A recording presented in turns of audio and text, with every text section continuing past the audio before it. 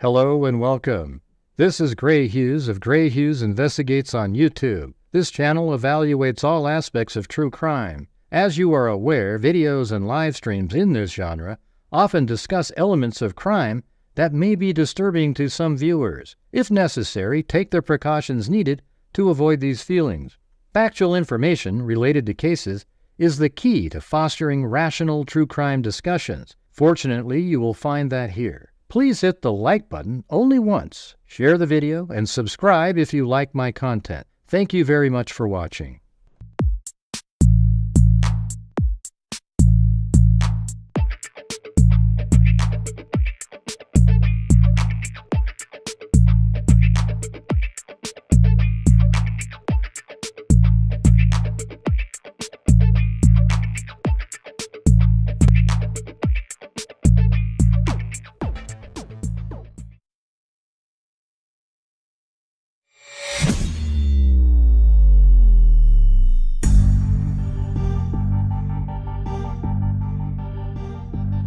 What's going on, freaks?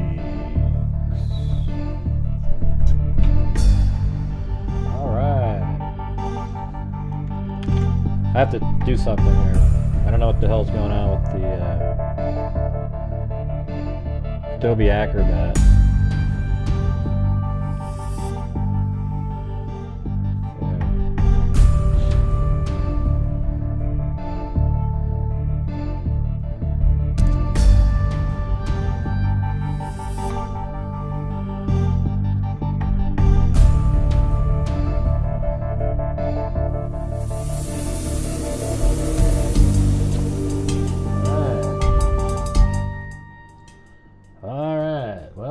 Another show, hopefully tonight. If you guys want to help support the channel, that'd be great. A little bit of a struggle last night, but you know, getting near the end of the month. Be nice to have a nice end of the month here.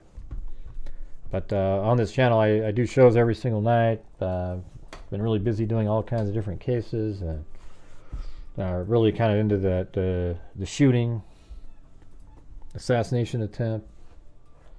I think that's like probably one of the biggest true crime stories we've had in years. I mean, absolutely crazy. But you know, there hasn't been really anything going on in the Delphi case, so I feel like I'm kind of, you know, sort of lost. You know, like I called Becky up today, and we just sort of chatted about, you know, when the next there's hearings this next week, Tuesday, Wednesday, Thursday, regarding what's going to be admissible in. At the trial. So this is like probably the most important week that there's been since, you know, for a long time. Thanks, Scooby.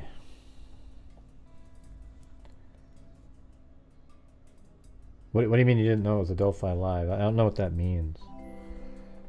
How do you not know that? Let's see. Yep, they're just chilling out over there, the dogs.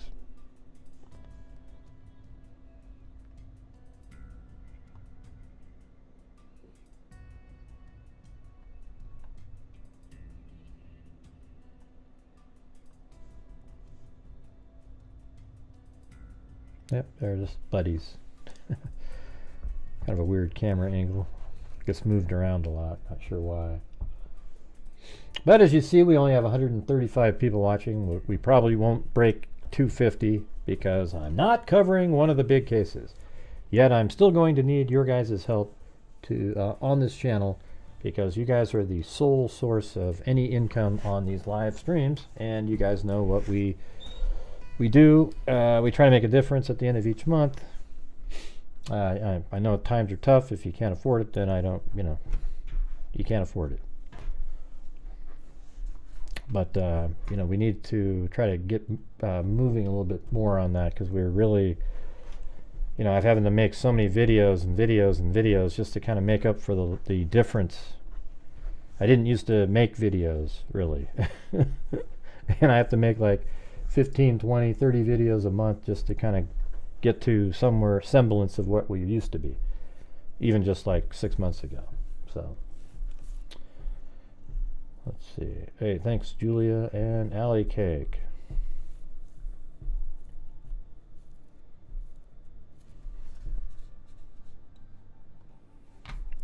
All right.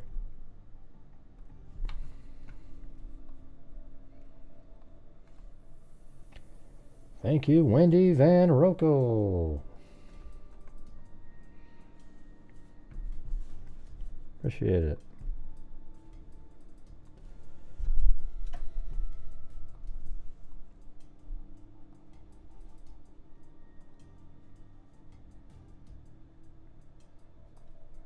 I'm trying to, what is this? Restore file? What are you talking about? It's crazy. Okay, I don't want that one. Anyways, I'll put Wendy in there for the spin. If you send $5 or more, for every $5 you get a chance at winning. We've only got like about 10 notebooks left. So if you send in 10, you get 2. 5, you get 1 shot. 50, you get 10. So you have a way better shot. Hello, Joe R.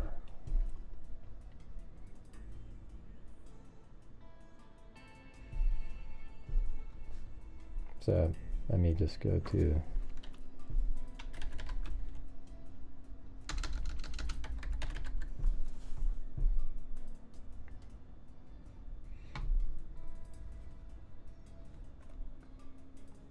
I've got tons and tons of pins. I actually lost all of my pins originally, and then I had to oh, is that the new one? They got a new one there? Oh, look at that.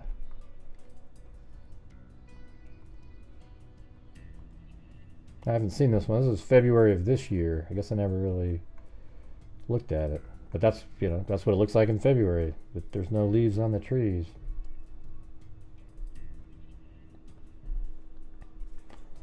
Thank you, CBC.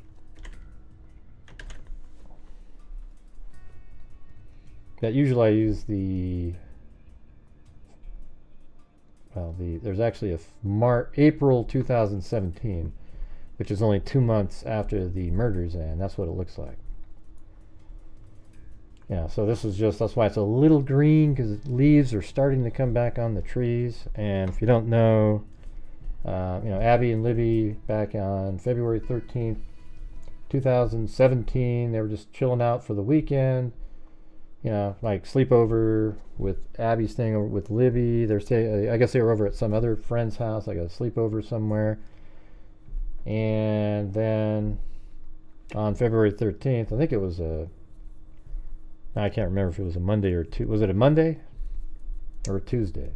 Anyways, there was a makeup day for school. They had taken too many, they hadn't used up enough weather days, so they had a makeup day that they got the day off that day.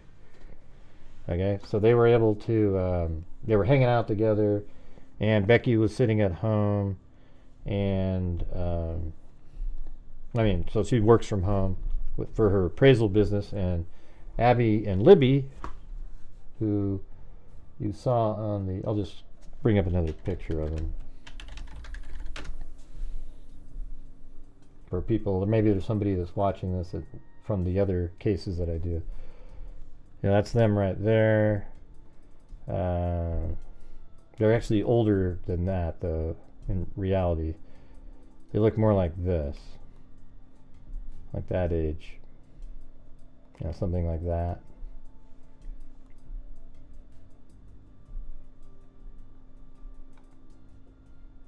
Can't really zoom in on it, but there you have it.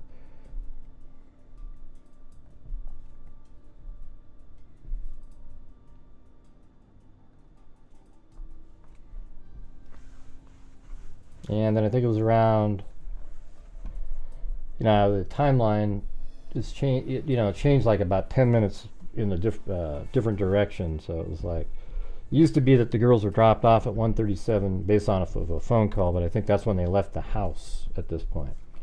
I think that's when they left the house, and it was just a phone call. Probably the phone call started when they left the house. Something like that. But, they were just doing work around the house for Becky, the grandmother of Libby, and both parents of Libby lost custody of Libby and Kelsey. Kelsey is the older sister of Libby, and they lost custody, and so Becky and Mike Patty, they are the ones that had custody of Libby and Kelsey. So they were the grandparents, though. And then, let's see, I think it was Derek leaves. He probably left at around 1:15 or something or so. And then he's driving down, and apparently when he got, where was that town? He was heading to Frankfurt, but there was this other town where a phone call came in, but I think I lost that the pin that I had for that. So he drove down to Frankfurt, Indiana to take a photograph or do some appraisal photographs for Becky's appraisal business. And so he took off, and the girls didn't say, "Hey, can we get a ride to the bridge?" They didn't ask him. But then, like 20 minutes later, it seems like maybe in just a few minutes later, Kelsey was like, "Hey, I'm gonna go take off and meet my boyfriend at the time or something." And they go, "Oh, hey, can we get a ride to the bridge?" So it's kind of weird, like almost like something happened in the meantime, where they now felt like they could, that maybe Kelsey would give them a ride.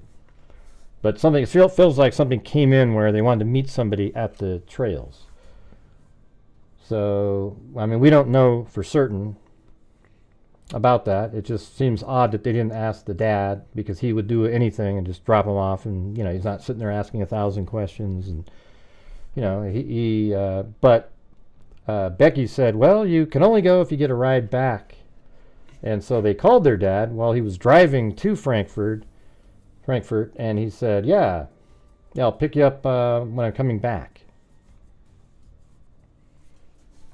Hey, thanks, Kathy Freidenmaker. Man, my pitches these days have less and less effect. It's wild. Even though I try to do the same stuff at the end of each month.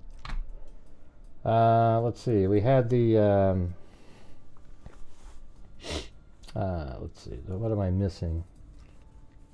So Derek, he was going to pick them up about an hour and a half to 2 hours after he left, which would be right around 3 to 3:30. And so he drove all the way down to Frankfurt, took the photographs, but the girls were dropped off at apparently about 1:49. Kelsey was here. You see her car drive by right here, and the girls were dropped off right there. Right, so if they were dropped off right there, you could probably say 1:48 they were dropped off, and she went driving like this, and then 1:49 passes here. It might have been 1:48 and 30 seconds. I mean, we don't have the exact numbers, but it only takes 10 minutes to get there. So now, if you go back in time, that would be about 1:20 or 1:38 or so was when they left. Now, remember how it was 1:37? I have a feeling that like Kelsey got on the phone and called the boyfriend like right after she got in the car. That's why there's that little difference in time there. But it's the same number. Like 1:37, they leave the house, not arrive at the right here, and it takes about 10 minutes to drive from the house, from Becky's house to get to right here.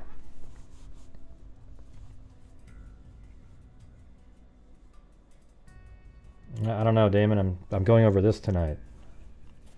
You'll just have to go online and look it up. I made a video about it. Should be pretty simple. Yeah, so anyways, they got dropped off right here, and they start walking down, but they ended up being murdered and so forth. But we're going to go through all the timeline information again in that same document that we've gone over probably 4 or 5 times already over the last 2 years. We'll go over that, and I guess it's probably a good time to go over that right now, even since that's where we're at. The girls got dropped off right here, and they have arrested this guy right here, Richard Allen. And I guess if we're just doing like a recap, you would say that you know, over all the years, there was multiple people, you know, Thomas Bruce, you know, Paul Eder, like 3 or 4 different people that people thought, wow, maybe that guy's the killer, maybe that guy's the killer. And none of those people panned out. But the one that was sort of interesting, though, I thought, was the Keegan Kline connection right here. Because you look at on February, so they were murdered on the 13th. And then on February 25th, so just 12 days later, the Indiana State Police and the FBI Bureau of Investigation executed a search warrant. But we hadn't heard of this guy until I think it was 2022 or maybe late 2021. Yeah, I mean, it's just crazy, the timing on everything. But there was, 4 or 5 years of nothing. Then there was a press conference back in 2019 by Doug Carter where he said, we want to know who the driver of the vehicle that parked at the abandoned CPS building on that day between the hours of noon and 5 o'clock. Right? So that let us know that they knew that there was a car parked there. And they just needed to know who the driver was. Well, it turns out Richard Allen is exactly who that driver was of the vehicle that was parked at the abandoned CPS building. He is that driver. There is no doubt about it. And then they also gave I think they probably regret it at this point, but they put out a younger picture sketch because one of the other witnesses described a younger person, even though they were looking at the same person. And then, so that sketch became the main sketch, but it really doesn't look like anybody. It looks like Tom Cruise or some shit. I mean, it's just stupid. And I think that actually Betsy Blair's she just didn't get a good shot, and her memory made her think something different because it's the same person. She actually said the person there's a video, so we'll get to that here in a bit. There's a video of the killer who's coming towards them at the end of the bridge.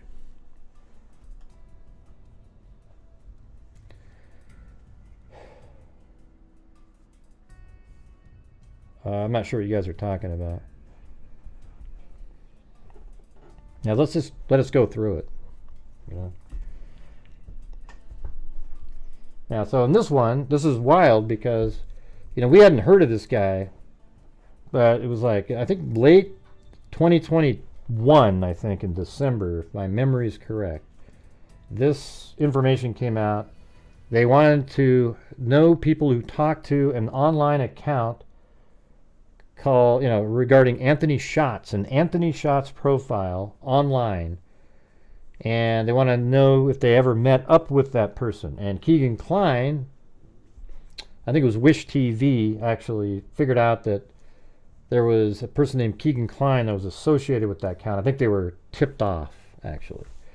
And this Keegan Kline guy is just an absolute monster. I mean, a wacko, just like oh, hey, thanks, Allie Cake and Georgina Stoliker and Michelle H. We're currently at about 10%. I'm not sure who you're talking about, Karen. I'm just going over the story like I always do. The undersigned says on February 25th, 2017, the Indiana State Police and the FBI, Federal Bureau of Investigation, executed a search warrant at a location while working ISP case, that's the Abby and Libby case. The FBI sent information to the ISP Cyber Crimes Unit. So while working that case, they sent information to the FBI sent information to the Indiana State Police Cyber Crimes Unit because they saw that Libby was communicating with somebody on like an online profile, okay?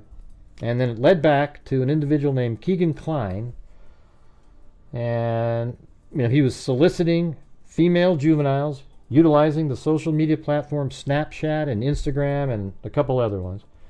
The adult male was using the username Anthony Schatz. Subpoenas were sent to Instagram and Snapchat for the Anthony Schatz account information. The Instagram and Snapchat returns provided Comcast IP addresses. A subpoena was sent to Comcast for the Indiana or IP address associated with Anthony Schatz, account, and they returned to Tony Kline's address. That's Keegan Kline's dad, but it's his address where his son was doing this in Peru, Indiana. The Instagram subpoena advised the Anthony Shots account. Just a second, my throat. Jeez. The Anthony Shots account was registered on July 20th, 2016. So that's only about 7 months before the murders. And the Snapchat on July 14th, a little bit before that. On February 25th, at approximately 12:30, the search warrant was executed at the residence by ISP FBI and the Peru Police Department. And then it says, I know, but just kind of follow along with what we're doing here. You know, I mean, this is more, you know, once you listen to all this, you'll get the whole thing. Tony Kline and his son Keegan, Anthony Kline, were located in the residence.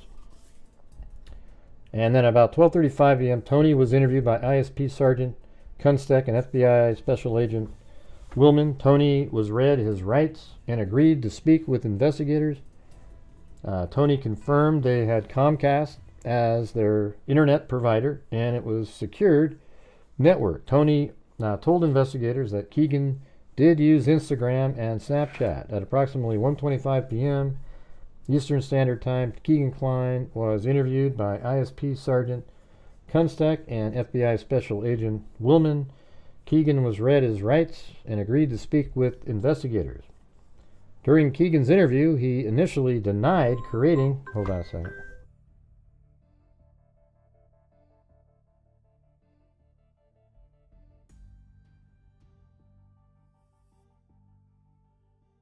Jesus. It didn't work. At approximately 12:35 p.m. I'm probably going to get another call because there was no sound. Let's see. Tony was read his rights and agreed to speak with investigators. At approximately 1:25, Keegan Kline was interviewed by ISP Sergeant Kunstek and FBI Special Agent. Keegan was read his rights and agreed to speak with investigators. During Keegan's interview, he initially denied creating fake social media accounts and talking to underage girls. Later in the interview, he admitted to creating the Anthony Shots profile and speaking to underage girls. Keegan told investigators he created the accounts approximately 6 months ago. Keegan stated he talked to girls he knows personally and girls he doesn't know personally. Keegan stated he meets girls on Instagram. He said he knows the age of the girls he communicates with because he talks to them. Keegan stated if a girl told him she was 16 or under, he wouldn't care and would still talk to them. Keegan told investigators he finds girls on Instagram and tells them to talk to him on Snapchat, which is kind of interesting, right? Because that's the same thing that's going on in the Caleb Harris case, right? Like he would go on to Reddit and then have them meet him somewhere else because it's, you know, like sort of taboo sexual encounters. So it's kind of similar, although that's legal, right? Like he's just meeting up with another consenting adult. This isn't. But same kind of like process, you know. So anyways, he said after Keegan was interviewed, he was polygraphed at the Peru State Police Post by Sergeant Matthew Collins. Keegan and Sergeant Collins spoke about this incident and case of Abby and Libby. Keegan again admitted to creating the fake Anthony Shots profile and speaking to underage girls. Keegan told Sergeant Collins the girls range from 15 to 17 years old, and he knew their ages because they told him how old they were. Keegan stated he received approximately 100 sexual pictures from underage girls, but they all thought it was Anthony Shots. He used this picture of like a fireman model that was out online and pretended it was him. Keegan described sexual pictures as bare breasts, private parts, butts, and girls, blah, blah, blah, blah, blah. Keegan also advised he received approximately 20 videos of underage girls doing things to themselves. Keegan stated he would pleasure himself to the pictures and videos they sent him. He also communicated with the girls who were sending the pictures and videos. Keegan's polygraph questions were based on the case of Abby and Libby. Keegan's polygraph was concluded at 7:30 p.m. and he was transported back to his residence. The undersign is what? Let's see. Multiple electronic devices were seized. So the thing is, then they seized all of his electronic devices, tons of different things, electronic, like cell phones and pads and all kinds of different electronic devices. But he didn't give him his personal cell phone that he was using during the time that Abby and Libby were murdered. He didn't give it to him. All right, so he goes, and then all of this goes through all the stuff that was on the phone, right? So if you go down to the very bottom, though, right in this area, it says, while looking over the digital forensic examination report, I noticed the user of the Apple iPhone 5C deleted multiple items off the phone before turning it into law enforcement. So he actually went back home.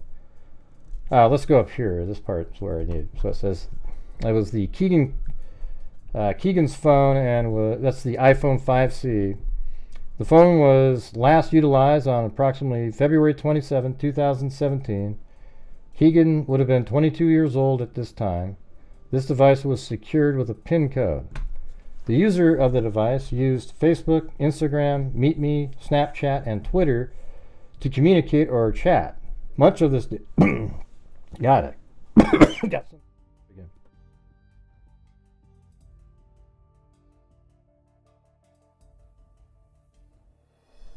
Jeez.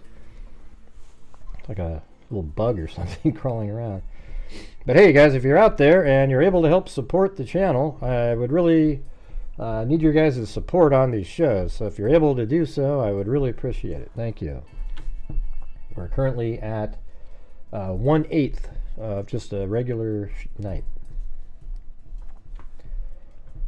Let's see. So at approximately February 27th at 9:48 hours, the user cleared or deleted the Safari web browser history and website data from his device. During the examination, some information was recovered. Below is a sample of terms the user searched. And they put them right here. Right, but see, this is the phone he was supposed to turn in, but he said he didn't have it. So this is what he did. While looking over the digital forensic examination report, I noticed the user of the Apple iPhone 5C deleted multiple items off the phone before turning it into law enforcement. On February 25th, 2017, the search warrant was served on the Kline's resident, and Keegan was interviewed and polygraphed. And that was regarding the Abby and Libby case. February 27th, 2 days later, 2017, Keegan called the Indiana State Police to turn in the Apple iPhone 5C.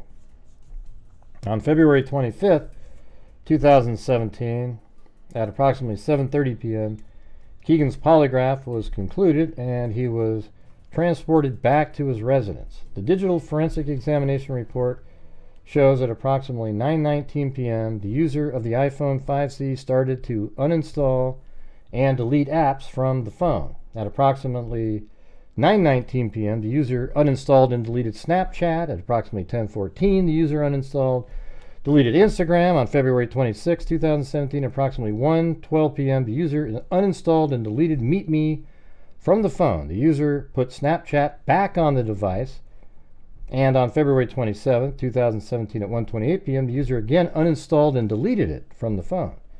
Keegan admitted to using these applications to chat with underage girls. The evidence contained in these applications were destroyed when the user deleted them from the device. So they had to wait to get stuff back from the like a warrant. And it turns out that they actually the warrants showed that he actually was communicating with Libby too. Like she was really, according to this really long interview that police did with Keegan Kline, Libby was really like sort of infatuated with the Anthony Schatz person, but it was actually Keegan Kline.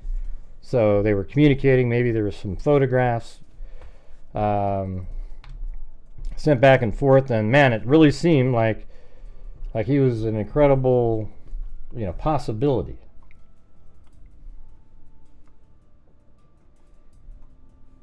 And then I think what year was that? It was like I think it was in like September of 2022. They were actually searching the Wabash River over here in connection to Keegan Kline, and they were searching it and searching it, and Doug Carter flew over in a helicopter. They searched there for like a month. And, you know, Keegan Kline lived right there. And apparently it was associated with Delphi. Like they were looking for something that he may have thrown into the water associated with Delphi, and they didn't find anything. But they kept looking. But guess what? A week before they were done searching in there, a tip came in regarding, yeah, so we're not, hopefully at trial we get to hear the genesis of how this tip came in. But a tip came in, and I think it went like this. Somebody called in and said, have you guys looked at Richard, a guy named Richard Allen, and gave him some information. And then they said, whoa, well, we've interviewed every single person that lives in Delphi, every male anyway. So they go back through and they find the tip narrative from an individual named Dan Doolin. I mean, Dan Doolin was the conservation officer, and he,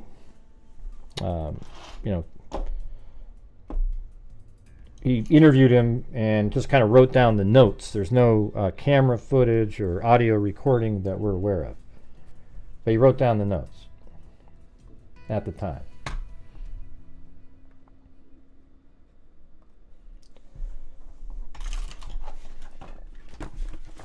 Yeah, Dan Doolin, I mean, I don't know, it's, you know, he should have been more like, kind of like, hey everybody.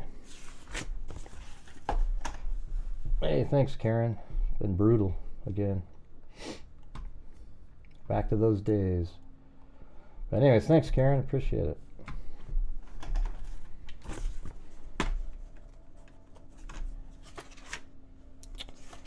Let's see.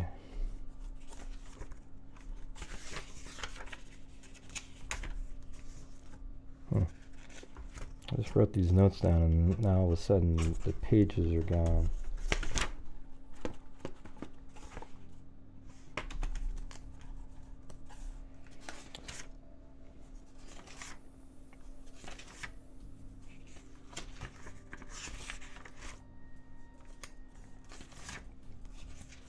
I'll just see if I can find it.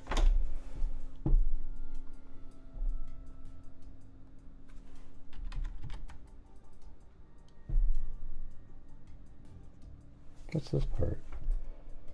Show his face. Yeah, I guess that's another one. Man, they kept repeating this in this huge document over and over and over again.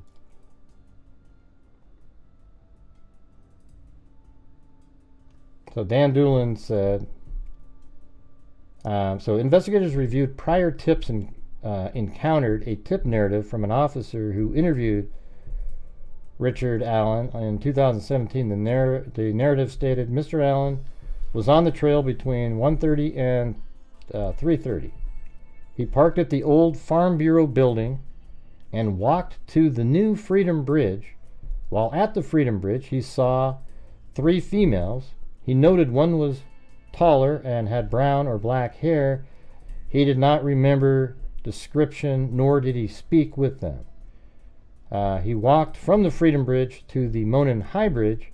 He did not see anybody, although he stated he was watching a stock ticker on his phone as he walked. He stated there were vehicles parked at the High Bridge, which there weren't. However, did not pay attention to them. He did not take any photos or video. All right, so then what he's saying is he got there at 1:30 and he left at 3:30. And he said that in his original narrative, although he did change it to leaving at 1:30 and getting there, I think he said 12 and he left at 1:30. He changed that later. Thank you, Cheryl Bullock.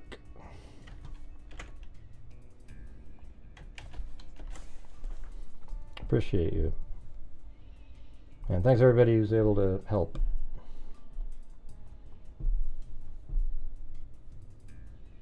So this is the old building here. It's not the Farm Bureau building. It's it's the abandoned CPS building that Doug Carter referred to in that 2019 press conference. He said, "We want to know who the driver of the vehicle that was parked at the abandoned CPS building." Well, here comes Richard Allen saying, "Hey, I'm that guy." So he was parked there from 1:30 to 3:30, according to him. And right when he got there, he got out of his vehicle and he walked this direction, and he walked all the way down to the Monon High Bridge right there, okay? So now we'll go back and go through this again, just like we've done. All right?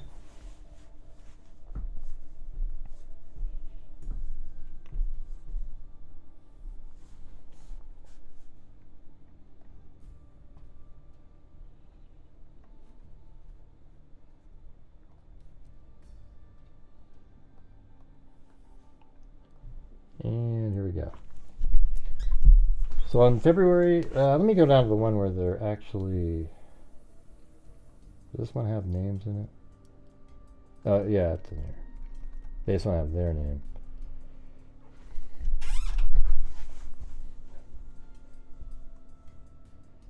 You broke into a song and dance? Well, thanks. On February 14, 2017, Abby and Libby, I think it's actually were found deceased in the woods approximately 0.2 miles northeast of the Monon High Bridge. Northeast. Man, I can't say that quick either. That's another one of those quick ones. 2, 8.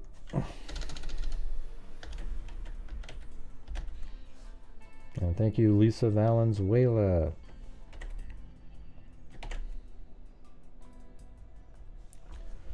So it says, so Abby and Libby were found deceased in the woods approximately 0.2 miles northeast of the Monon High Bridge in Carroll County. Their bodies were located on the north side of Deer Creek. All right, and that's absolutely correct. If you measure going around here, let's just do it right here casually, like just kind of go around, and you go over to here, and that is 0.21 that I just drew there. So very accurate.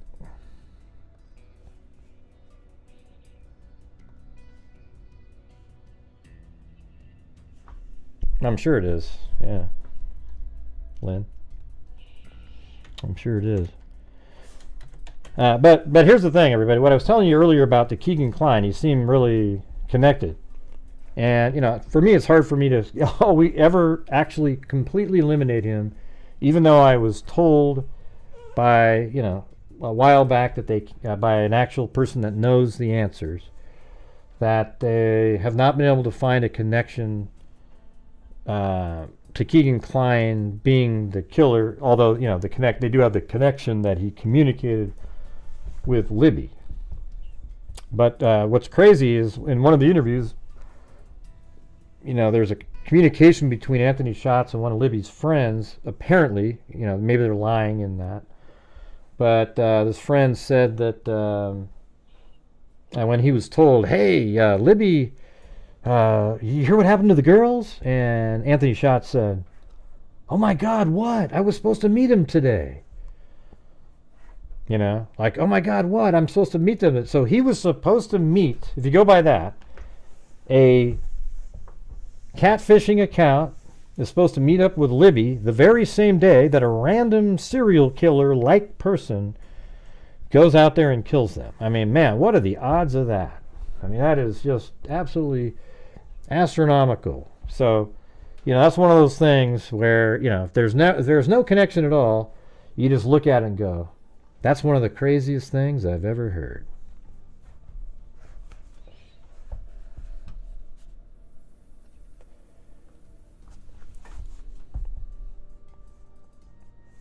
So at the time, the Monon High Bridge Trail was an approximately 1 mile gravel trail terminating at the Monon High Bridge. And we've shown many times videos of that where you can see it's just gravel. Today it's paved. The bridge is closed now, where you have a little platform you can go out and sort of see what it used to look like. The Monon High Bridge is an abandoned railroad trestle approximately 0.25 miles long, spanning the Deer Creek and Deer Creek Valley on the southeast end of the trail. Approximately 0.7 miles northwest on the trail from the northwestern edge of the Mononhai Bridge is the Freedom Bridge, which is a pedestrian bridge spanning State Road 25. Approximately 350 feet west of the Freedom Bridge was a former railroad overpass over Old State Road 25, also known as Country Road 300 North. The trail terminates just west of the former railroad overpass. The majority of the trail is a wooded area with a steep embankment on the south side of the trail. The entirety of the trail and the location of the girls' bodies were and are located in Carroll County, Indiana. Through interviews, reviews of electronic records, and review of video at the Hoosier Harvest Store, investigators believe Victim 1 and Victim 2 were dropped off across from the Mears farm at 1:49 p.m. on February 13, 2017 by Kelsey German. That's the older sister of Libby. The Mears farm is located on the north side of County Road 300 North near an entrance to the trails. And people would just park there. It was kind of like it's not an official parking area, but people would just pull in.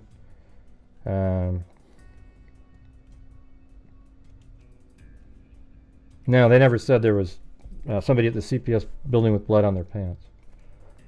At the very end, somebody was walking on the trail that right on this road here, 300 North, seen by, I guess we'll see that name in a little bit, but she was driving and saw a guy that looked muddy and bloody and had just gotten in a fight. That's what she remembers seeing. She must have said that in another interview because the defense is using one where they go, "She never said that." Yeah, but obviously it's out there. I actually think the reason the judge doesn't like the defense team is because she's seen the evidence and she knows what a disservice they're doing to Richard Allen. They should be trying to cut a deal of some sort.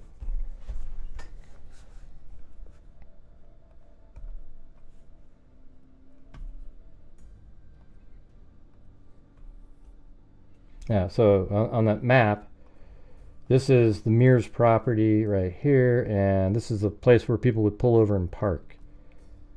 And the girls got out of their vehicle right there.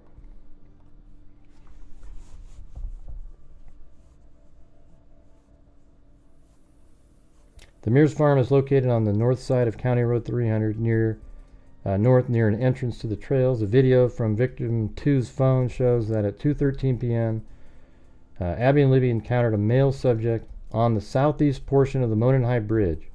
The male ordered the girls, guys, down the hill. There's a significant amount of time between guys and down the hill. They just put it together for us to listen to. No witnesses saw them after this time. No outgoing communications were found on... so Libby is Victim 2. Where, at this time, so they found... there was no outgoing messages or communications. Their bodies were discovered on February 14th, so that was on Valentine's Day they were found. The video recovered from Libby's phone shows Abby walking southeast on the Mononhai Bridge while a male subject wearing a dark jacket and jeans walked behind her. As the male subject approaches Abby and Libby, one of the victims mentions gun, and we knew that right away from the very beginning that somebody goes, "Is that a gun? He's got a gun," like that. The male ordered the girls, "Guys, down." He goes, "Guys, down the hill." No witnesses saw them after this time. No outgoing communications were found on Libby's phone after this time. Their bodies were discovered on February 14th, 2017. I bet we're going to start getting a bunch of the troll idiots showing up in here. I'm just kind of wondering. They usually do every single time. All right, this is the video here, I think.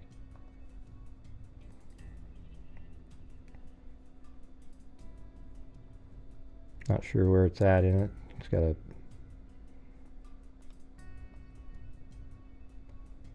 I guess it just kind of keeps looping around. There it is. Guys, So I put him on a bridge. This is what he looks like. So don't go, wait, Gray, there's people in the background. Gray, Gray, Gray. Hey, thanks, Kylie.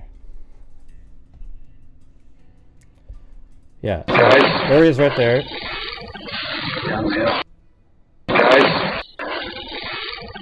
Down the hill. Down the hill. Down the hill. Down the hill. Yeah, so there you have it. There you have it. And you can even see a little flash of Abby's jacket in that video itself, but they cropped her out of it. So she's still on the bridge, and he's right behind, and she gets behind Libby, and that's when she says, you know, they're talking. It says, "He's got a gun. He's got a gun." Near the end of the video, the male is seen and heard telling the girls' guys down the hill. The girls then begin to proceed down the hill. A still photograph was taken from the video and the guys down the hill. Audio was subsequently released to the public. That was the full audio was released in 2019 to assist investigators in identifying the male. Yeah, they're great. Hey, could you guys, you know, the memberships, we need to get more memberships going in here. You know, if you don't want to help support me, maybe we can get some memberships in here.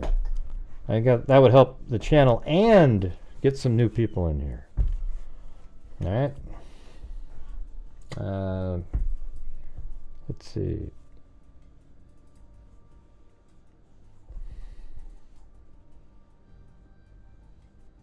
Yeah, I'm gonna always do. I mean, I almost kind of have to just do the other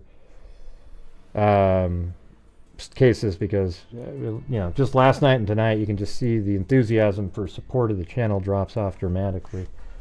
It just doesn't really work. The model doesn't work. That's why all the other creators for all those years only do the big cases, and that's why their channels are much bigger. So I kind of see why they were doing that. I used to kind of not have to worry about it, but I do now. I do now.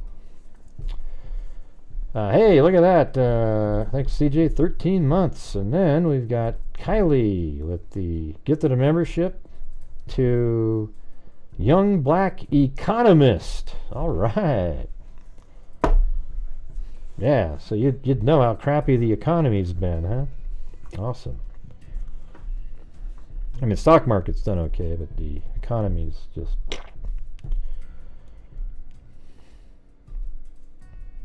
Alright, so anyways, no outgoing communications were found on Libby's phone. I guess we were already there. Victim 1 and 2's deaths were ruled as homicides. So Abby and Libby's deaths were ruled as homicide. Clothes were found in the Deer Creek belonging to victims. We've seen photographs of that. South of where her body was located, there was also a .40 caliber unspent round less than 2 feet away from Libby's body. So there was actually a .40 caliber bullet just on the ground, unfired, but it was ejected from the gun. Hey, all right, Mark got a membership for Karen. And a cool Karen, not the ones that you see in the videos all the time. Here's a Karen, everybody. Now listen to... All right, Michelle H. Thank you. And News Crasher was gifted a membership. Should have been one already, don't you think, News Crasher? Yeah, let's see.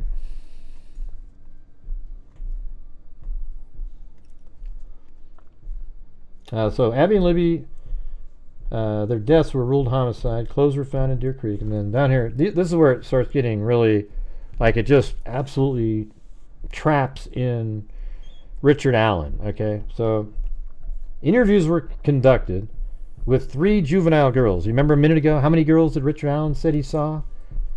He said he saw 3. There's actually 4 girls that were there, however. One of them was really small, so she wasn't one of the witnesses. They advised they were on the Monon High Bridge Trail on February 13th. They advised they were walking on the trail towards Freedom Bridge to go home when they encountered a male walking from the Freedom Bridge towards the Monon High Bridge. And then one of them, AS, described the male as kind of creepy and advised... There, I wonder if we could... maybe there's a better... I think if I go to the net, there's a whole nother... It repeats itself again, but you can...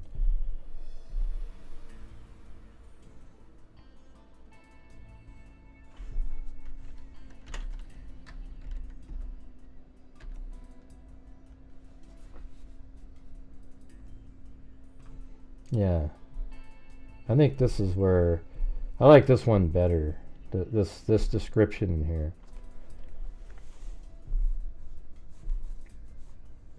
Now let's go down here because it's the same, but this one has more details in it. It's like through the investigation, there were interviews done with 3 of the 4 girls that were on the trails that day. The girls observed a male on the trails on February 13th that matched the description. The male in the video recorded by Liberty German. The 3 girls identified, we'll just say Rayleigh, Brianna, and Anna, encountered this male near a bench east of the Freedom Bridge. And it wasn't really near the bench. It was kind of like they were at the bench. They took the photograph at the bench. The girls were on the trail and were walking towards the Freedom Bridge to go home. There you go. See. The male then they encountered was walking from the Freedom Bridge. So you got to look at it like this. So these girls are at this bench right over here, and they start walking this direction, and then a person at the Freedom Bridge who is heading this direction, who matches Richard Allen's description perfectly. And again, if you remember, Richard Allen said he got there at 1:30 and he left at 3:30. Well, these girls were on this bench here at 1:26. And started heading out this direction. So, and then Richard Allen says he passed 3 girls. You remember that? So 100% Richard Allen is the guy that passed the 3 girls because he admits to seeing them and they admitted to seeing him, or they testified or whatever you want to call it. They were interviewed and said that they saw him. So there you go. So at this point, you know that this is Richard Allen right here. He's walking this direction. Those 3 girls are going this way. And also, interestingly, is that the girls were here, those other 3 girls, not Abby and Libby, they were way over here at 12:43, and they walked this direction. So if Richard Allen was there from 12:30 and left at, or from 12 and he left at 1:30, well, how come these girls didn't see him? They were walking all the way down. They effectively cleared the entire area from 12:43 until about 1:35 or so when they passed Richard Allen. That's when they finally saw him. What do you mean you see? What do you mean you see? Yeah, so effectively, they cleared the entire trail during that time.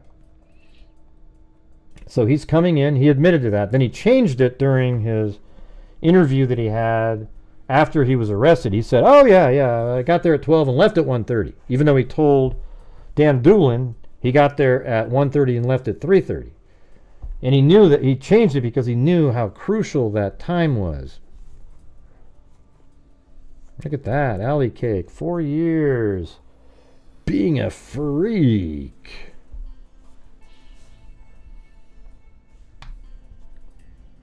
Cool.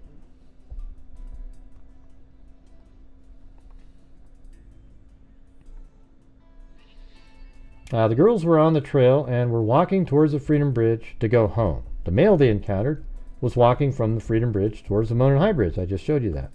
One of the 3 girls, identified as Anna, described the male as an older man walking on the trails as they were leaving, and she described him as kind of creepy. In a text message from Anna, described the man as wearing like blue jeans and like really light blue jacket, and his hair was gray, maybe a little brown, and he did not really show his face, right? And see, these are just people asked to remember something, so they're all close, right? And Richard Allen admits to being that person, so you can just use that and then say, okay, well, all these girls saw the same person but have a little bit different description. That's how they do it. Investigator Steve Mullen and Brent Ingram interviewed Anna, and she described the male as wearing a blue jacket and light blue, faded blue jeans. So that's really close to what the guy was wearing. Hey, thank you, Critter Lover Jesse. I enjoy your channel, chat, mods, and humor. Your editing on the 3-letter hearing was great. 3-letter hearing. Man, I don't even remember that one. Thank you for your hard work and dedication to these cases. Belly rubs to Blue and Chloe. 3-letter hearing. Oh, is that something you can't say? Oh, okay. Oh, I guess you can't say their name. I see what you're saying. All right. Okay, you're doing the, like, unaliving, right? I see.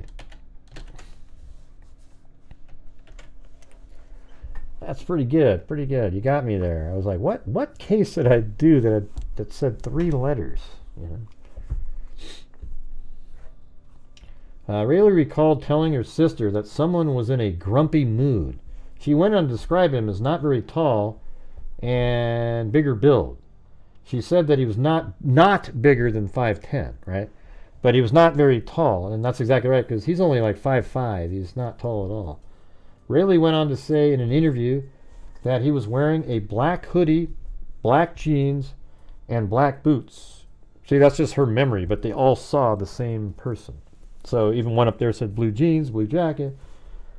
Rayleigh went on to say in an interview that he was wearing black hoodie, black jeans, and black boots.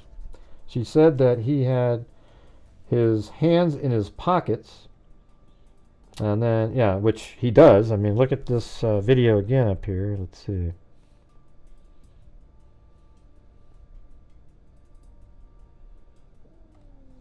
There goes my stomach. Guys. See it? Hands in his pocket. Hands in his pocket. Guys. Guys. You know, and see, the thing is, you could see that as wearing, you know, he's just wearing dark items on the top, right? And he's and when he's walking on the trail, near the end there, it's inside the trees. So, you know, maybe just things looked even darker. But they said his mouth was kind of covered, and you can see that little thing under his chin there. Maybe that was like a scarf that he could pull up. So an interview was conducted in 2020, so it's 3 years later, of Bree. She was able to show investigators a picture that she took on her phone. See, that's a little surprising too. It's like, how come you didn't have that picture in 2017? I mean, why why in 2020 did you finally get that picture that she took? That should have been something that you used for timeline purposes a long time ago. Not something new, you know, like in 2020, that's 3 years later. An interview was conducted in 2020 of Bree Wilbur. She was able to show investigators a picture that she took on her phone of the Monenhigh Bridge with a timestamp of 12:43 p.m. So she's at the bridge at 12:43. So again, they got to the bridge at 12:43, but they probably got onto the trails at, like, you know, almost noon of the way they're walking, right? So that means the entire time they were there, they didn't see Richard Allen, who claimed to be there during that time. They only saw him when they left at 1:30. So I think you can actually prove that he's lying to people. It proves it. Bree showed investigators another picture she took at the bench just east of the Freedom Bridge when they were leaving at 1:26 p.m. Eastern Standard Time. Bree stated she took the picture of the bench. They started walking back towards the Freedom Bridge. So they took the picture at that bench at 1:26, and then they started walking back to the Freedom Bridge. Bree stated that's when they walked past the man who matched the description of the individual in the picture. So when every one of these people is shown the picture of Bridge Guy, they say, oh yeah, that's the guy I saw. Every one of these people. And so because of that, I mean, their description verbally and their memory was off, but when they see the picture, they go, oh yeah, that's him, you know.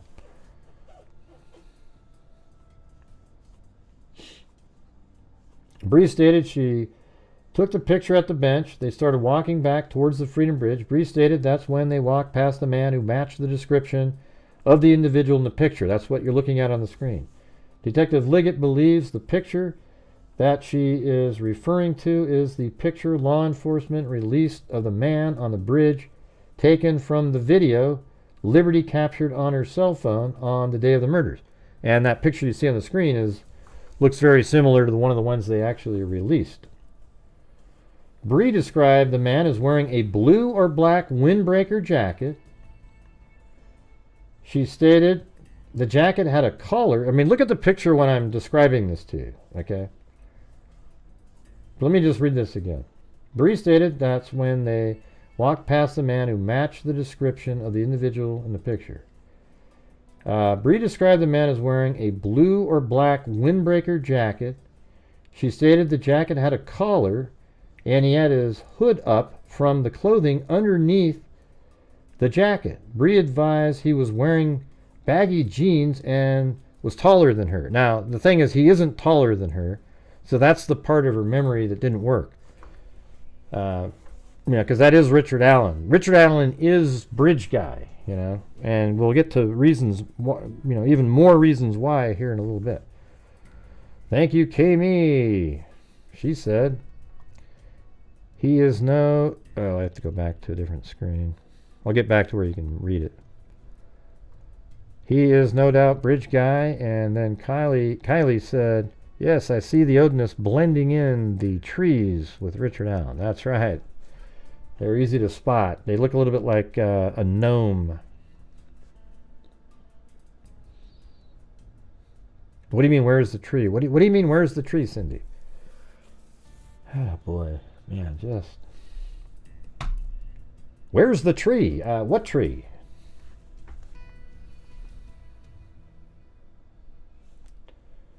Let's see.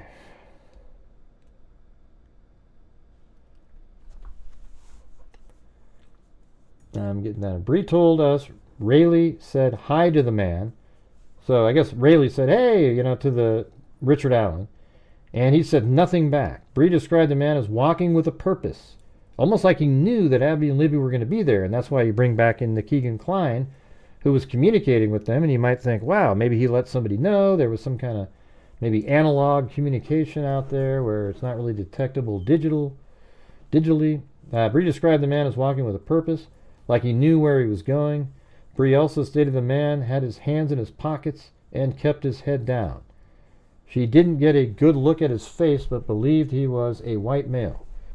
As the girls left, they crossed the Freedom Bridge and the railroad bridge over State Road 25. All right, and this is it, right? This is another part here. So after these girls were walking like this, these three girls, this is the Freedom Bridge. They walk across here. Then they end up going over this bridge right here, and that is where Betsy Blair comes into the picture. As the girls left, they crossed the Freedom Bridge and the railroad bridge over Old State Road 25. An individual by the name of Betsy Blair was returning to the trails to finish her walk. Betsy Blair is seen on video at Hoosier Harvest Store on 300 North, traveling eastbound to the trailhead to park at 146. Oh, that's the actual time. So look, see, this one has more accurate information. So she parks at 146:20, and remember that Abby and Libby are dropped off probably right around like 1:48 and something, like 2 minutes after she got there. So Blair saw the girls walking above so the girls were walking over that bridge as she was driving underneath it. And she saw 4 girls, I think. Is that what she said? Or maybe she said she saw 3. I can't remember exactly what she said underneath there. Blair saw the girls walking above as she went under the railroad bridge. On September 21st, 2022, Detective Liggett was provided a tip narrative from Orion, the system, to review. And see, I think a tip narrative, was provided a tip narrative to review.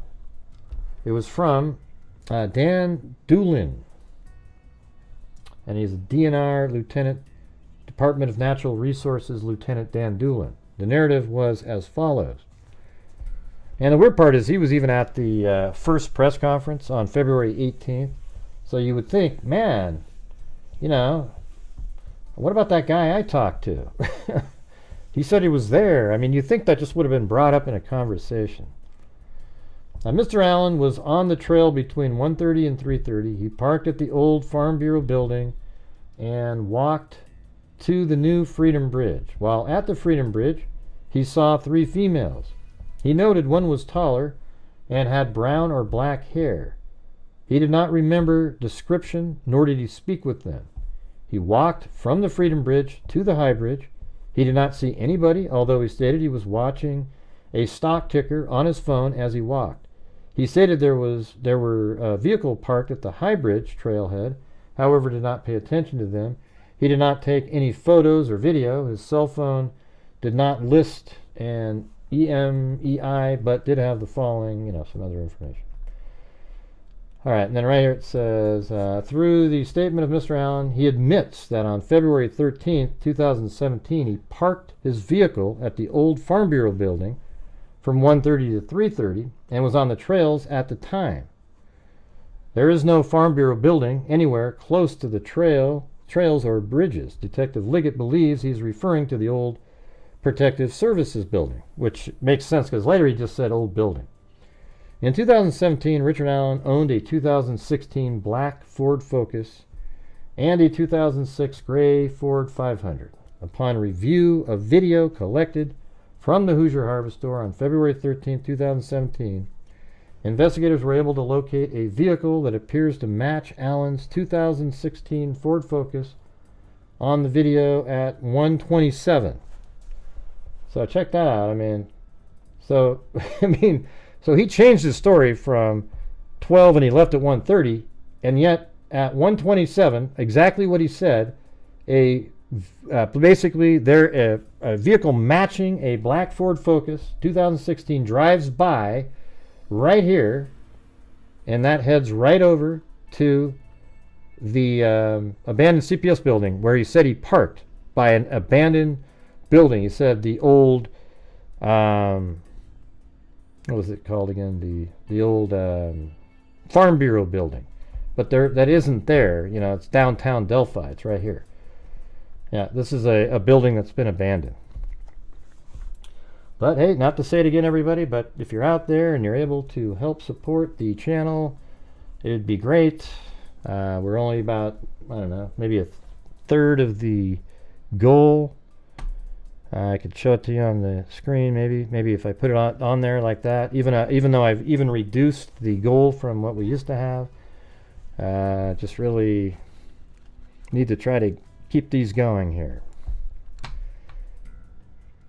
Yeah, I can remove it. I can remove it.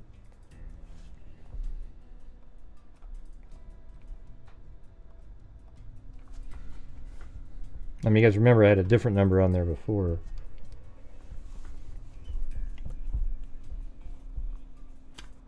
So Allen owned a 2016 Ford Focus and a 2006 gray Ford 500. Upon review of video collected from the Hoosier Harvest Store on February 13th, 2017, investigators were able to locate a vehicle that appears to match Allen's 2016 Ford Focus on the video. Why do you keep putting that same, you type that in every single time, truthfully. Right. Every single time. Given the statements by Allen and the timestamp of the video from the Hoosier Harvest Store and the statements from 3 of the 4 girls, Detective Liggett believes that the male the 3 of the girls saw was in fact Richard Allen. That 3 of the 4 girls saw. All right, so there you go.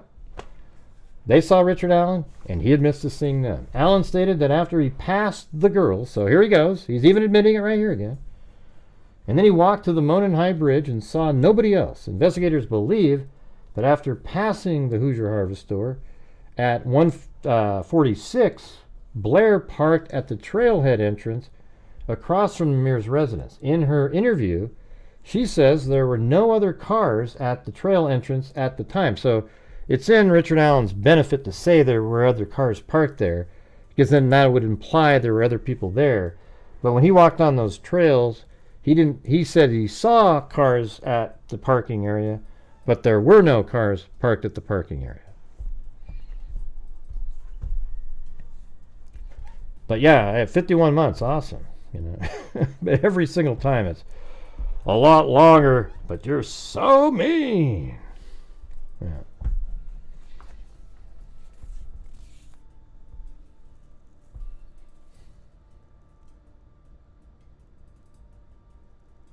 I'm not sure what you're talking about, Daphne. What pretzels?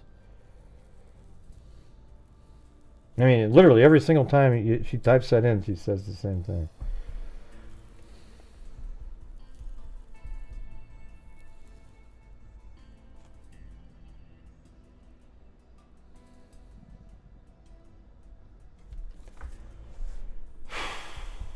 Okay.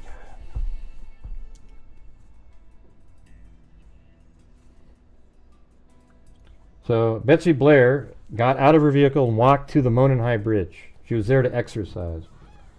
In her interview, she says there are no other cars at the trail entrance at the time. So remember, Richard Allen's on the trail at 135 by the Freedom Bridge, and so likely would have passed the side trail that comes from the parking area right around like 141. So he passes there about 6 minutes before Betsy Blair even stops her car, and then he continues to walk to the Monenhigh Bridge.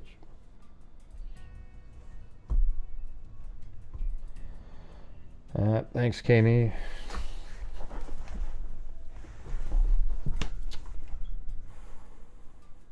Blair said the male was standing on the first platform of the Monenhigh Bridge approximately... Okay, so she walked to the Monenhigh Bridge after parking across from the mirrors, and a male matching the male from Liberty's video, she described him as a white male wearing a blue jean and a blue jean jacket, blue jeans and a blue jean jacket.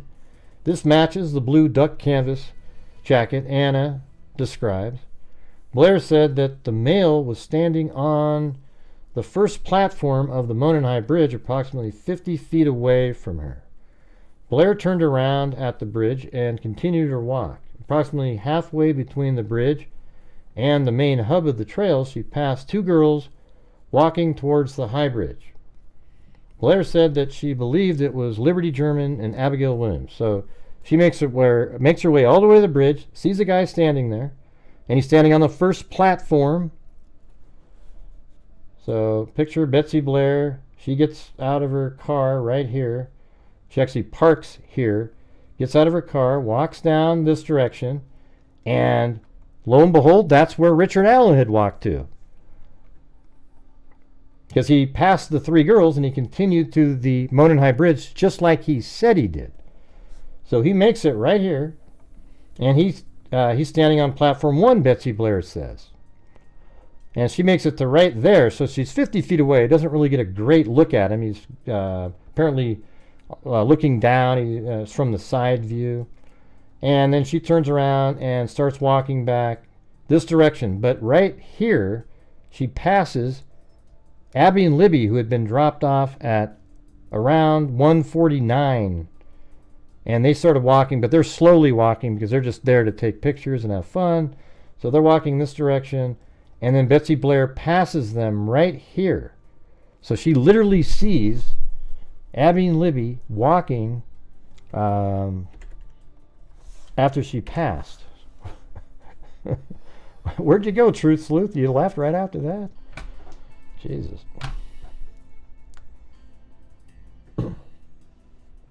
Thanks, Cindy.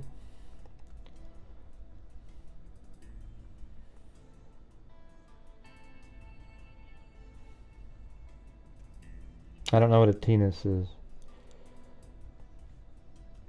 I bet Alan has maybe a tiny, is that what you're saying? I don't know. I don't know if he's still sporting. How would we know that? He hasn't put out any articles lately. Blair said that she believed it was Liberty German and Abigail Williams that she passed. At 149 on the Hoosier Harvester video, there's a white car that matches Kelsey German's vehicle.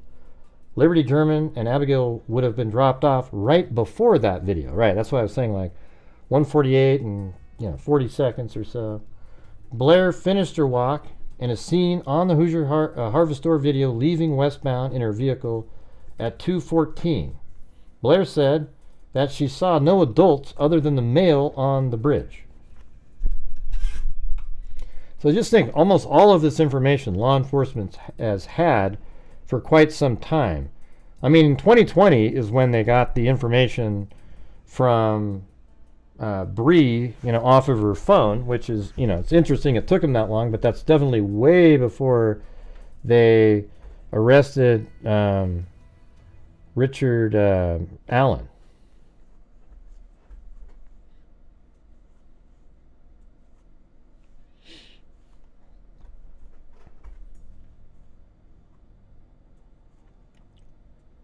Let's see. As Blair was leaving, she noted a vehicle. So when she left and was driving, just like this, Betsy Blair gets in her vehicle right here and heads out this direction. And as she was leaving, she noticed a vehicle parked here at the abandoned CPS building. Hey, thanks, Jessica Schubach. Be great to have some support here tonight, you guys. If you think I do a good job going over these cases and putting them together and presenting them for your entertainment purposes, it'd be great to be supported doing those particular things since we're getting close to the end of the month here.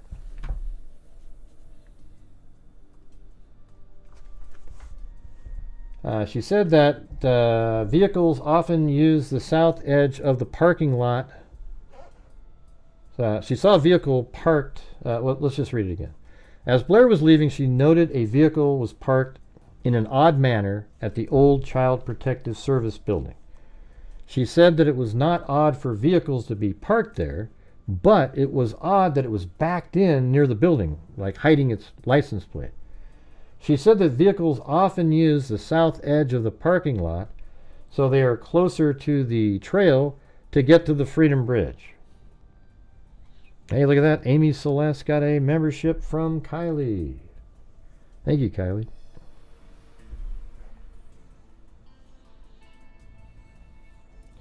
She said that vehicles often use the south edge of the parking lot so they are closer to the trail to get to the Freedom Bridge. She said it's not odd for vehicles, but it was odd that it was backed in near the building. She said that vehicles often use the south edge of the parking lot so they are closer to the trail to get to the Freedom Bridge. Okay, I know exactly what they're talking about. So here it is right here. This is the south end of the parking lot right there, because there's a trail right here, and I actually have that right here. Look at that. So here's where you would park the car, and basically where I'm parked here. Here, I'll go this way, just like this. So this is the walk that I was just showing you there. Right? So right here we're walking on this little path here. Far back she wanted me to walk at. Just like this. And then eventually I'll come around like this. And then around and make it my way to the Freedom Bridge.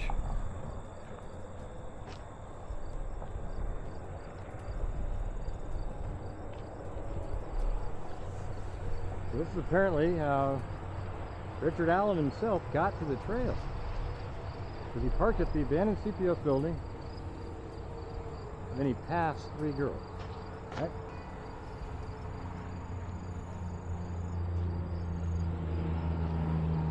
Oh, this works. So he came around like this. It's interesting to finally see this. I don't know, Sandy. We're just trying to go over the video tonight. I don't know what she's doing. Nobody's heard from her. We're not going to be able to do anything about it, so I don't want to keep talking about it. She doesn't respond. I don't know what she's doing. I called her the other night. We talked for 45 minutes. Went good. I don't know what the hell she's doing, and I don't want to keep talking about it. It just kind of creates this drama that I don't really want in here. And back then, I don't think any of this stuff was here. See, you can look around. That's what's so cool about it. There's my wife way back there. You can But it's cool how you can just use these cameras and you can look around. What are you talking about, Wendy?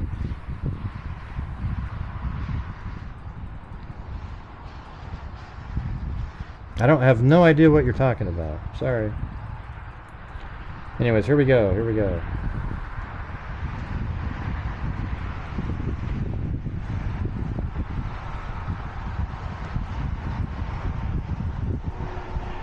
Right. And then right where those trees are right there, that's where apparently he passed the 3. Yeah, so I made it. I walked all the way in. I think they passed each other right here around in this area. And see how it's kind of dark in there? So, I mean, obviously there was less leaves on the trees, but I'm sure it's still a little shadier. And maybe that made the clothing look darker to some, or, you know, you're just not really paying attention. Hey, everybody, I'm supposed to remember what they were wearing.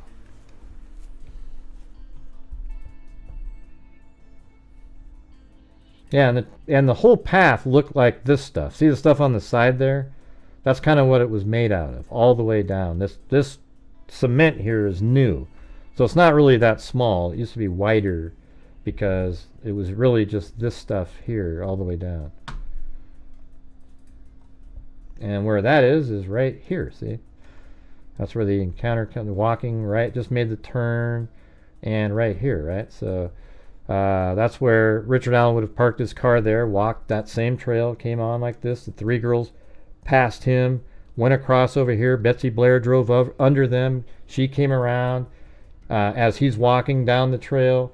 She ends up over here parking at 1:46 and 20 seconds or so, and then, but he's already at the bridge at this time. And then she gets out, walks down there, and sees him standing on platform 1. Then she turns around and walks this way.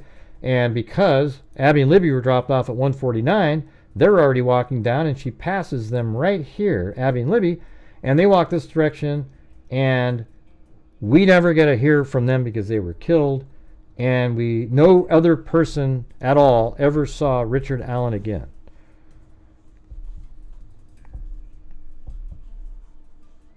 But as you can see right there, you guys, the goal for tonight is we're not even halfway. So if you have the ability out there and you're able to help support the channel, as I've said already, I would appreciate your support. Thank you.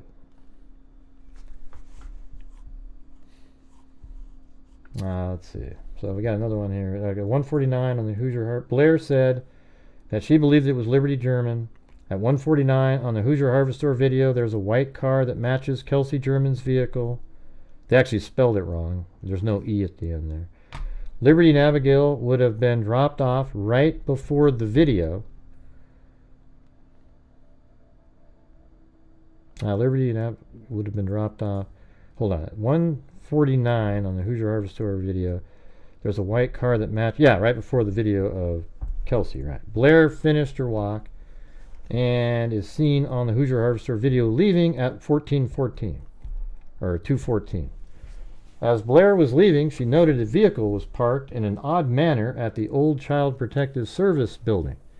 She said that it was not odd for vehicles to be parked there, but it was odd that it was backed in near the building.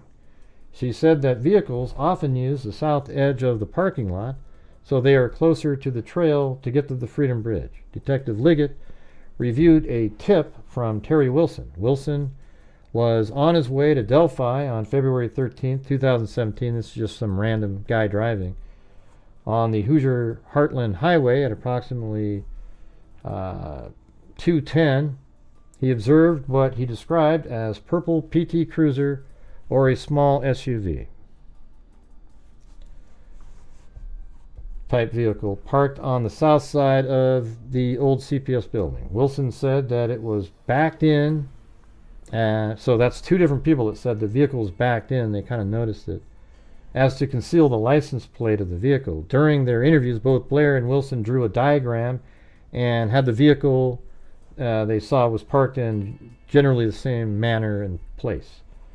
An interview was done of Sarah Carbaugh. This is a woman driving on 300.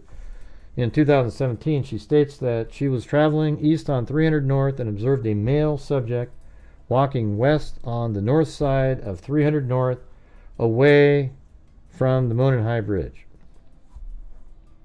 North side of 300. Yeah, so he was kind of walking up. Yeah, so we don't know exactly where that encounter was. She stated that he was wearing blue colored jacket and blue jeans and was muddy and bloody. She further stated that it appeared he had gotten into a fight. Investigators determined from the video that she was on 300 North at 3:57. So that means he took the girls down the hill at around, I guess it was 2, I think it was, what did they come up with? It was 2:13, right? Wait, what time was that? So it was 2:07, and then it was 6 minutes later. Wasn't it 2:13?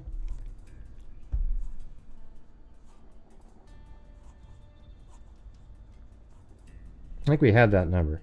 Isn't that weird? I didn't even think about that, but 2:13, that's the same date that they died.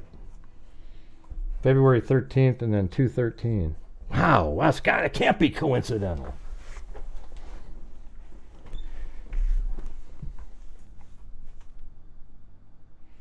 Richard Allen was interviewed by investigators on October 13, 2022 at the Investigation Center. He was interviewed by Detective Liggett and Carroll County Prosecutor Investigator Stephen Mullen.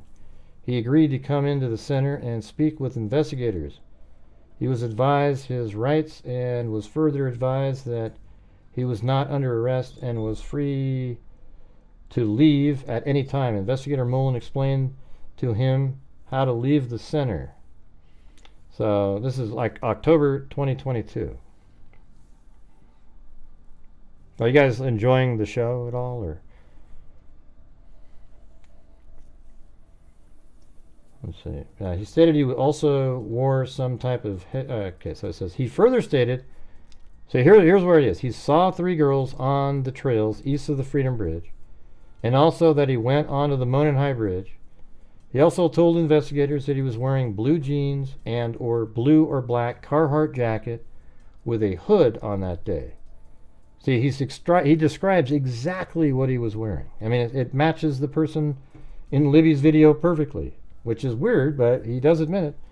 He stated he also wore some type of head covering. So he also told investigators he was wearing blue jeans and a blue or black Carhartt jacket with a hood on that day. He stated he wore some type of head covering, and I think that's the one that he's playing pool with. He further claimed that he saw no one else but 3 girls that he observed east of the Freedom Bridge. Further, prior to the interview, he told investigators that he also had guns at his home. And by the way, you guys can, put a question or a comment in a super chat or something if you want to do it that way. I'm trying to figure out a way to start boosting up what we're, like other channels, people send in super chats so they can make a comment that I read on the air, okay? And that's kind of what they're for. That's what they were invented for. But I don't want to do, when you guys used to throw me in prison and stuff like that.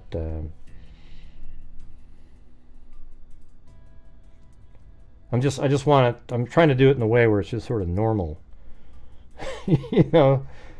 But it's just really hard, really, really hard. Yeah, great coverage. Yeah. It's been awesome. Doesn't feel like it. He stated he also wore some type of head covering. He further claimed that he saw no one else but the 3 girls that he observed east of the Freedom Bridge. Further, prior to the interview, he told investigators that he also had guns at his home. Richard Allen's wife, Kathy Allen, spoke to investigators as well. She confirmed that Richard did have guns. The evidence gathered shows that on February 13, 2017, that 4 girls, Rayleigh, Brianna, Anna, and Isabel, I think she's the really young girl, were on the trail when they observed a male individual walking on the trails towards the Monon High Bridge. The male was wearing clothes similar to the clothes of the male depicted in the video taken from Liberty German's phone. Investigators know that this male is the last known individual to have contact with Liberty German and Abigail Williams before they were murdered. Further, Betsy Blair was shown a picture of the individual on the Monon High Bridge, And she says that it's the same individual that she witnessed on the trails and on the bridge. In an interview with Richard M. Allen, done on October 13th, see, all these people, when they see the picture, it's in Indiana. And it's also in a town called Delphi. Where the hell is Delphi? Well, it's in Delphi.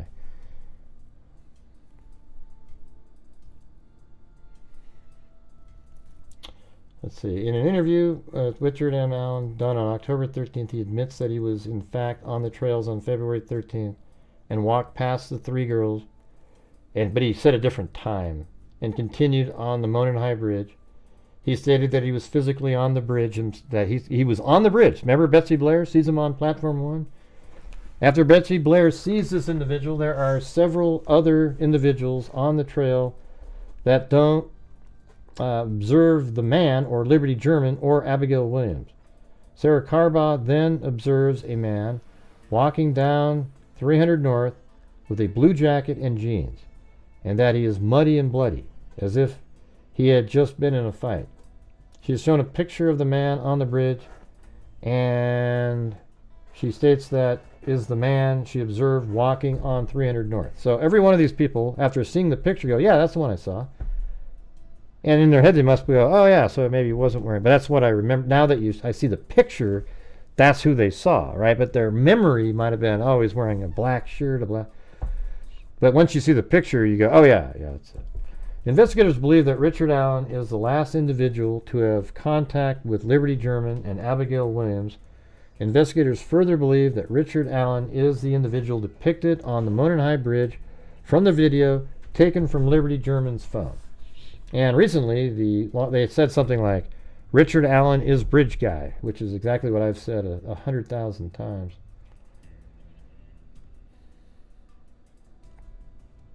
Yeah, so then there's this part down here. So charges were filed against Richard Allen on October 28, 2022 for 2 counts of murder. Once Richard Allen was taken into custody, he was moved to the Westville Correctional Facility, which is part of the Indiana Department of Correction for safekeeping. He has been in said facility since November 2022. When Richard Allen entered the facility, he was placed in the segregation unit for his protection. In the segregation unit, his cell is equipped with video recorder, which recorded his activities within the cell. There are also logs indicating when Richard Allen leaves the cell and for what purpose. He is also being seen by medical providers and mental health specialists to evaluate his physical condition and monitor his mental health. Richard Allen also has the ability to use a tablet in his cell to send text messages, make phone calls, and listen to music. Upon Richard M. Allen arrival to the facility, he was placed on a suicide watch because of certain statements he made about harming himself. Throughout his stay, his mental health improved to the point that he was taken off suicide watch.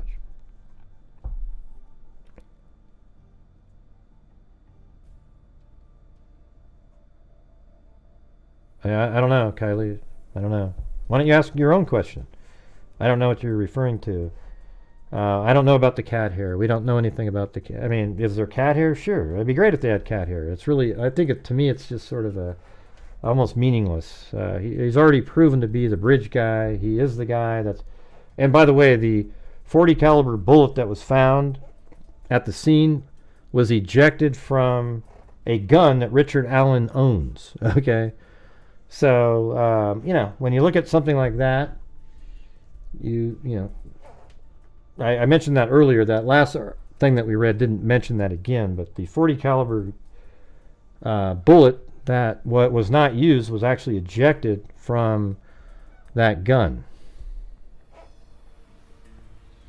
I think it was a Sig Sauer like .40 caliber,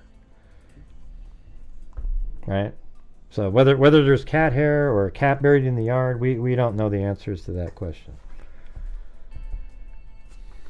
You should come up with your own question though. So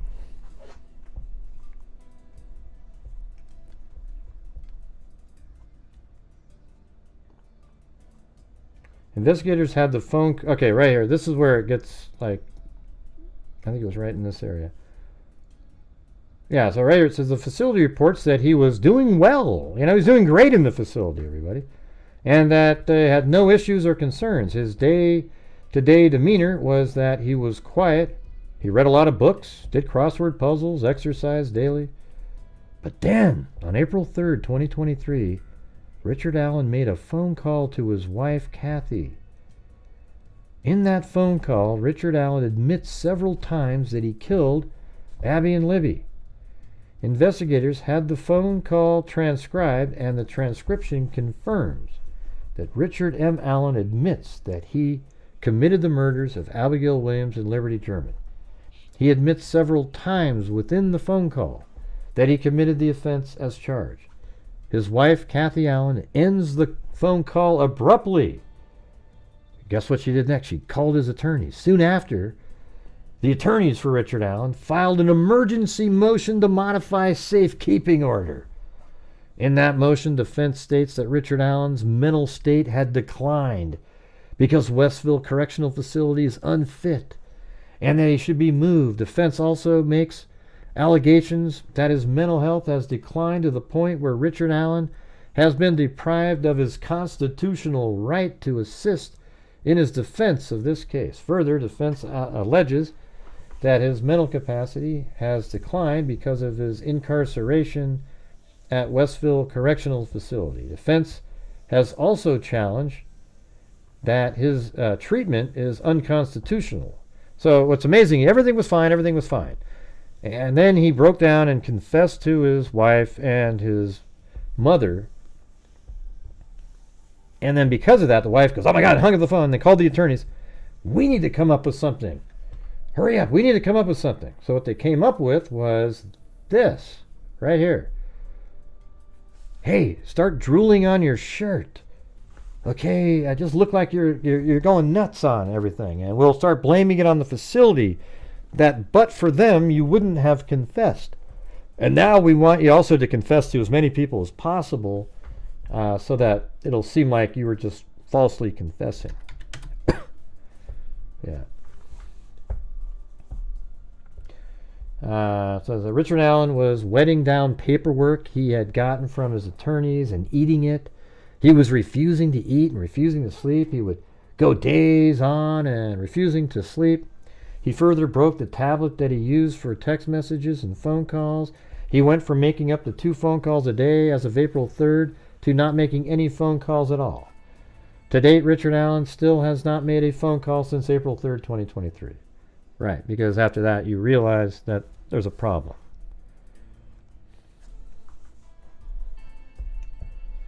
All right, you guys. Maybe there's a chance we can get at least to halfway tonight, you guys. We're not even at halfway.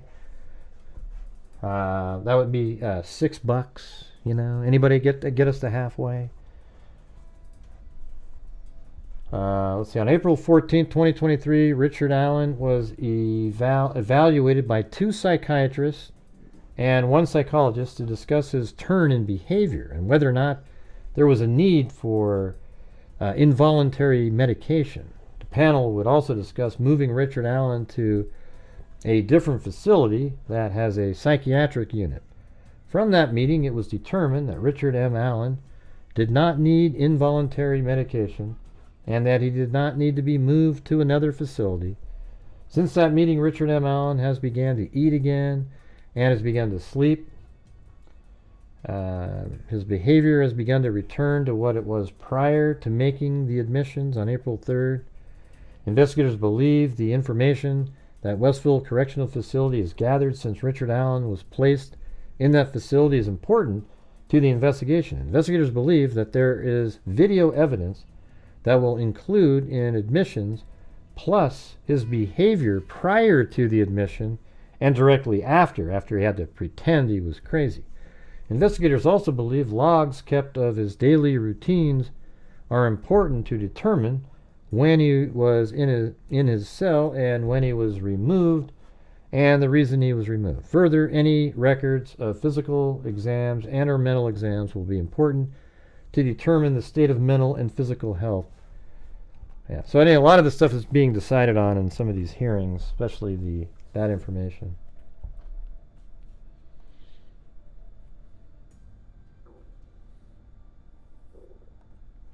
I guess that's a no. Let's see. So this is what it looks like inside the... This is what the courthouse is. Really cool. That's me right there. But look how amazing that is. That's like right old school, you know. That's where the jury will sit. Judge, you know, the two different defense prosecutors. And that's all they have for seats, though, right there. I mean, hell, put me in one of these back here, though. I don't care.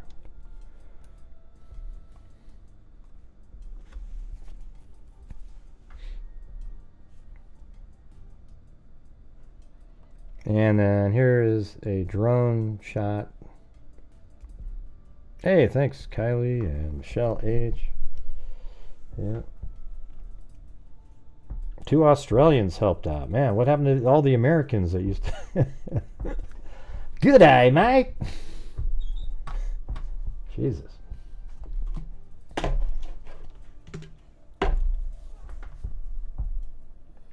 I lived in Melbourne, as they say, for what was it? I think an entire summer from our side, which sucked because when I was there it was your winter, so I never even got a summer that year. I probably looked like as pasty as a sheet of white paper. I mean, it was like, I don't even know if I saw the sun that year. Now we leave right in June or whatever the hell it was. We get over there and then we come back in, you know, October. I don't even know. I mean, we're there a long time. And I was a fan of the Richmond Tigers football, you know, the Australian rules football team. Yeah.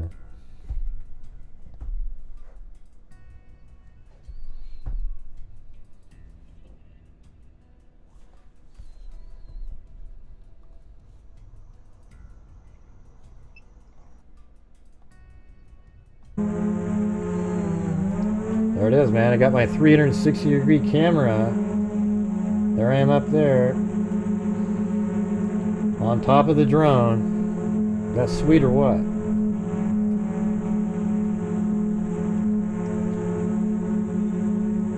And right now I'm about right here. Buzzing around, trying to make it around where the crime scene is. I'm not sure I made it all the way there, but it's close.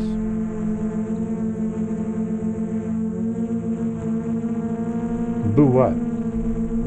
Oh, the way I said that.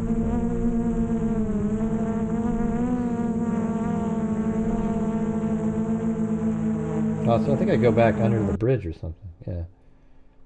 So look at that over here. It's like a cliff. That's the bridge that they're walking on right there.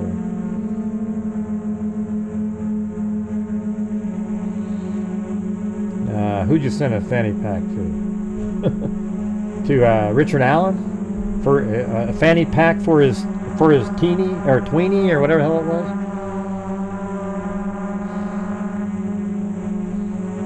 Yeah, you sent him a fanny pack for his tweenie. So he actually wore it in the front.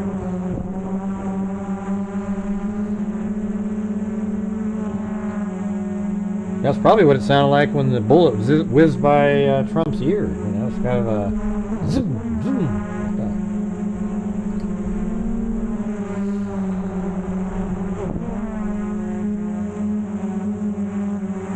I was kind of nervous of these overhanging trees, so I wasn't really... I think that right there, that clump of trees right here is... I don't know, maybe right here. Well, actually, let me go here. I'll show you. I think this last one will be good. The new one. Maybe not. See, right up there, I think we're just about coming up to there. Right here, there's this big drop-off up there. and it comes down, I think, out right there. So I walked to about right in there somewhere. Oh, I went farther than I thought I did. Nice. Okay, yeah, so like right around in this area, like it comes down, and actually I think it might even be right there. And the girls actually walked across right there, and see that all that trees, right, all those trees hanging over the water right there. This spot, that's right behind there is where the crime scene is. And so this is how I sort of figured out where the location was, because of the shallow area they were made to cross, and I think they actually came down here and then up and then were walked over to a little bit further in that direction.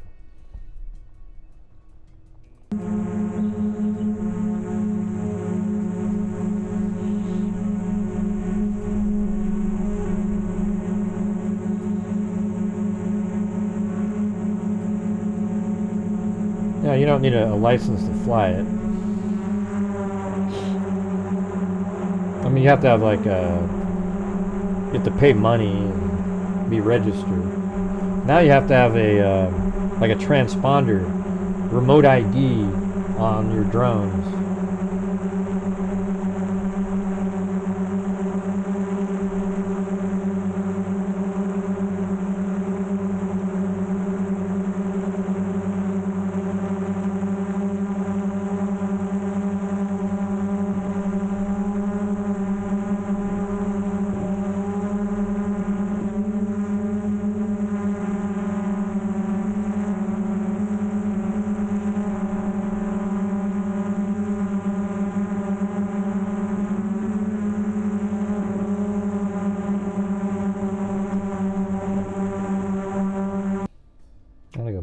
That thing. It looked like a hellbender. It has a big newt looking thing in there. I don't know if that's what that was, but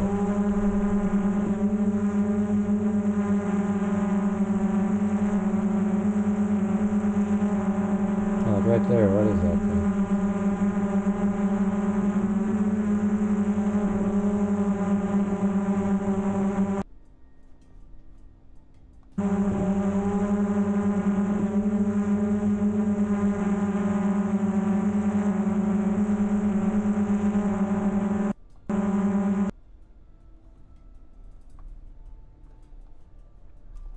I was thinking that was one of those hellbenders. Those things are crazy. Those are those massive.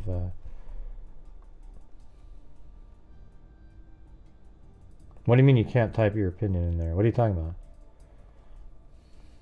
We just don't want. I don't know. People don't. We don't want other channels mentioned.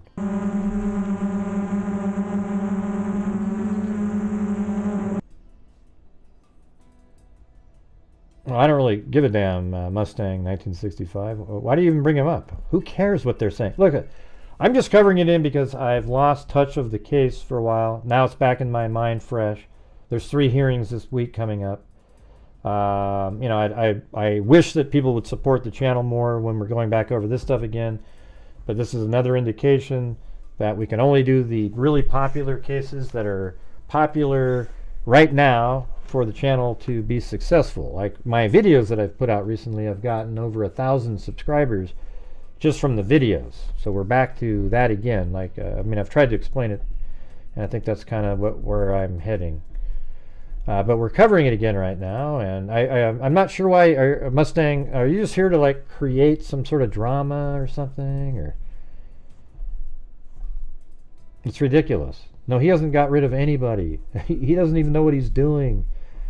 Snee is incorrect in this case. It'll all be proven at trial. He'll be embarrassed out of his mind, okay? He has no clue what he's doing. Hey, thanks, Ozzy Trisha. Gifted 5 memberships to Joanne P. Wombat Dundee, another Australian.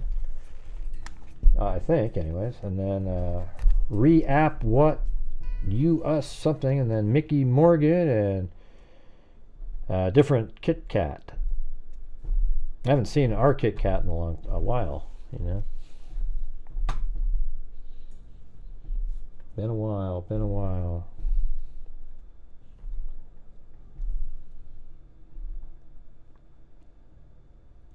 Anyways, let me keep flying this.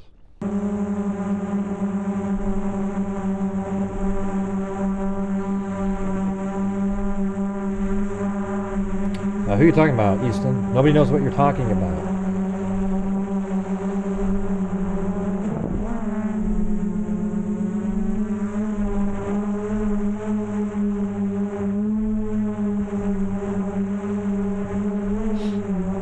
Well, you don't have to apologize. We just kind of removed the comments, Sandy. I mean, I just said his name. I don't mind. Rick Snee has been one of the, I'd say, just a ridiculous person in this case that's caused a lot of sort of, anguish and just uncomfortable situations because he came to the case late. He tried to catch up and make up for time, so it turned into a sensationalistic jackass, and it was really absolutely embarrassing. All right, and he can make all the videos he wants, do all these different things. It doesn't have any effect. All right. I mean, I make videos on all kinds of cases. He only has one, the Delphi case. I covered the Delphi case since the beginning. I know it better than he does. I know why Richard Allen is the bridge guy. And he doesn't want it to be him. He wants it to be Ron Logan still, if you can believe that.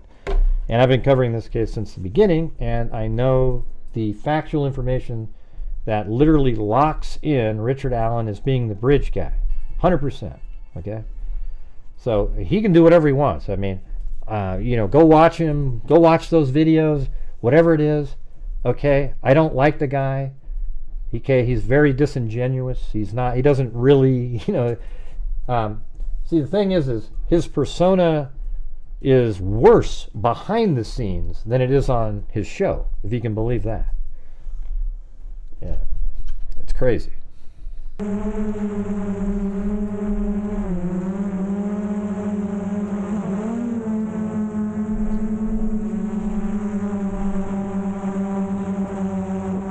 Well, he needs to keep the case going, so he's inventing stuff.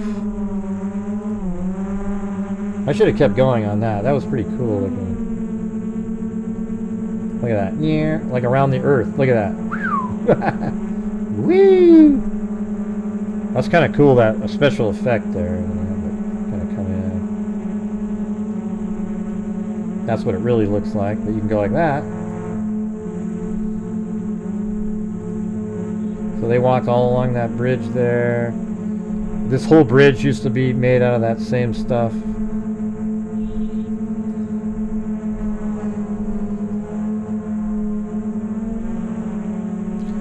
Hey, Mustang 1965, I don't want you to support my channel. I think you're a childish prick who comes in here, okay?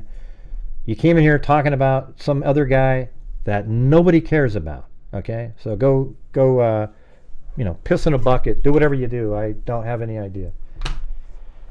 Hey, thanks, Ozzy. Trisha again. Hi, everyone. Good to see you all. My phone keypad is buggered, so I can't type in chat. Hope everyone is doing well. Isn't that funny? Somebody types in their little goodbye message. Nobody cares, Mustang 1965. You were never a valued person in here. Okay? You're a joke. Good Lord. You gotta be kidding me. Wow. Let's see. What do we got?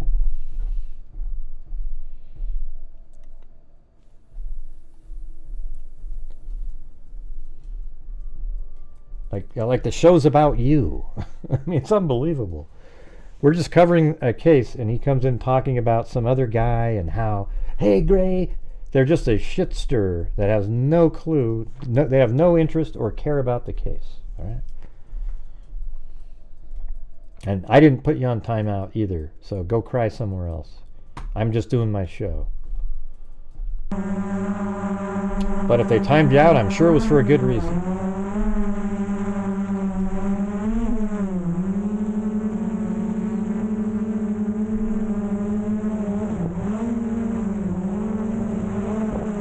Look at the difference, how just absolutely piled in the leaves are. It's so thick during the summertime.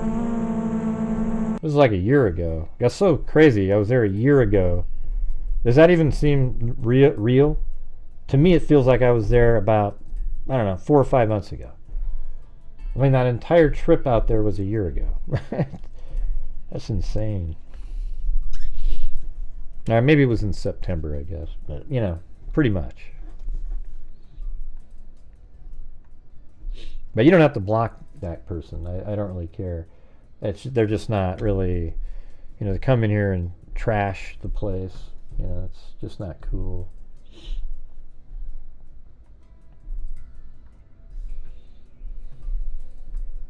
There you go. I unhid them. I don't care if they just want to talk about the case. But if you want to come in here and start crying like a baby, probably won't work out. That's a Mavic 2 Pro. I'm just kind of waiting for some new iterations. At some point I might try to buy another one, but it's getting tougher given the show and the turnouts in here on the live streams. Kind of sort of relegated to making videos coming up, unfortunately. Let's see. Especially, well, it's not if I'm not covering one of the big cases, you can see right now, like 240 something was the highest we ever got to on this show.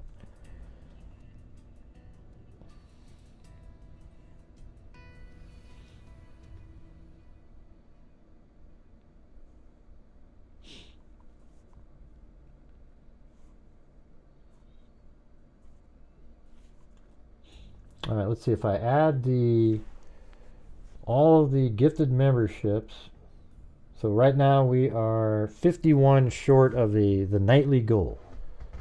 Is it possible? All right, let me go. I'm gonna open up this. This should be worth it. So this is my animation I made of all the same information that we just looked at. Okay. So here we go. These are the 3 girls that were at the bridge at 12:47 or whatever. I think it was right around that time. And here they go. They start walking, and I'm just, you know, over a long period of time it took them, because at 1:26 they're right here at a bench. Right there. See that? They're at a bench right here. Now watch. Here we go. Now right there, Richard Allen's car drives by this at 1:27. And so those girls are probably heading out. Now that's Richard Allen. If I go over here before he got there, so the car, let me go back a little bit. So the car pulls in, parks, he gets out, he's in blue there. Those girls are right there. And then they start walking.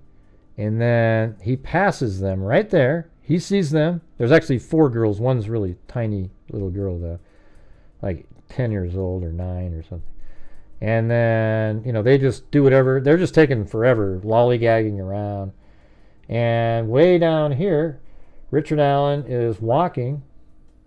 And let's see where he is. He's way down. I don't know if you can see it right there.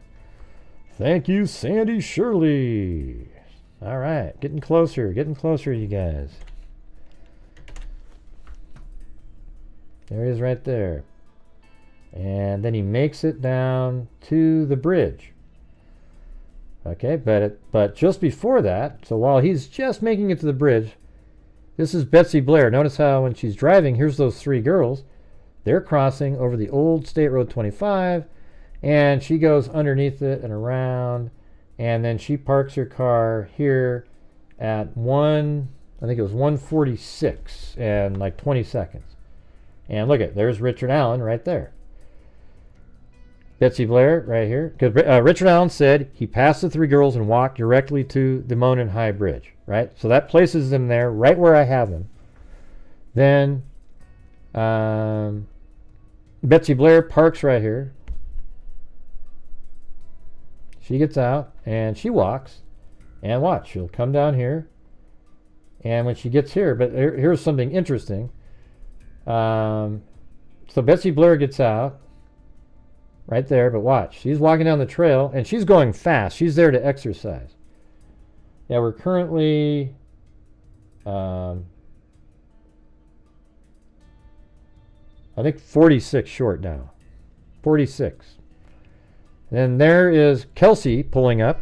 Oh, let me get that off the screen. Sorry. Kelsey's in the white car pulling up, right? So Betsy Blair's there. Kelsey's in the white car pulling up. Now they get out, but they're just kind of walking, taking photographs, doing all kinds of stuff. But Betsy Blair, she's walking really quick. So she makes it down and just turns around immediately after getting to the Mononai Bridge, and then passes Abby and Libby as they're making their way to the bridge. Guess who's still sitting there? Well, that's Richard Allen. And thank you, Linda Howe, as in Linda Molden Howe of the Cattle Mutilations and Crop Circles. Yeah, so here's Richard Allen right there, and the two girls coming. Here they go. Now, up here, Betsy Blair is walking. I think she made her way all the way to the Freedom Bridge. I mean, I don't really know exactly where she walked. But she apparently did not see the same guy again. And she walks this direction. And, I mean, interestingly, the way I have it right here is, so let's say Richard Allen had got to the bridge and he ran back. He may have been able to pass Betsy Blair and been over here, but he was there and he said he looked at fish. So when he got there, he was there for a while. So Betsy Blair, when she walked, she didn't pass him. Oh, there he is. He's standing there on platform 1. The same platform that Richard Allen said he was standing on, even. That's crazy. Okay, then after she turned around and left, the only person that Abby and Libby are going to see, which we're looking at right now, is Richard Allen. I believe he then passed them and let them feel a sense of safety, and he sort of hid back there. Then he watched the girls for a while, and when he noticed that they were, he probably went a little bit further there. And look at Betsy Blair's already made it back to her car, or she's heading back to her car. Look at that. So she makes her way to the car, and look down here. Richard Allen, this is exactly how the timing is in the document. Richard Allen's right there. Hey, thanks, Allie Cake. Richard Allen's right there. And he catches up to the girls at the same time Betsy Blair gets into her vehicle and heads away.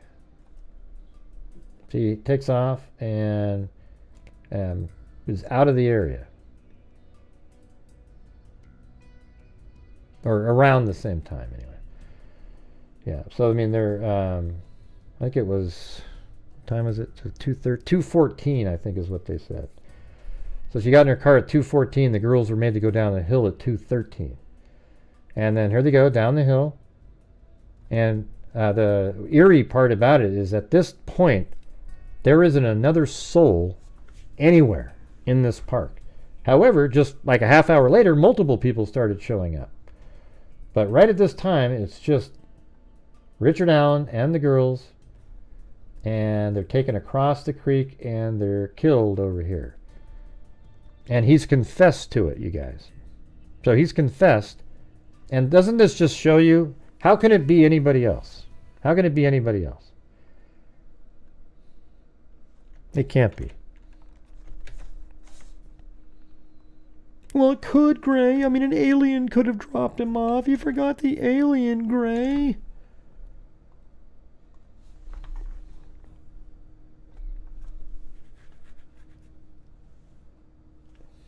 From the cold Aussies. Yeah, what's going on over there? Do you guys ever get snow over there? Well, and thank you, by the way, again, Aussie Trisha, thank you. Lisa Valenzuela.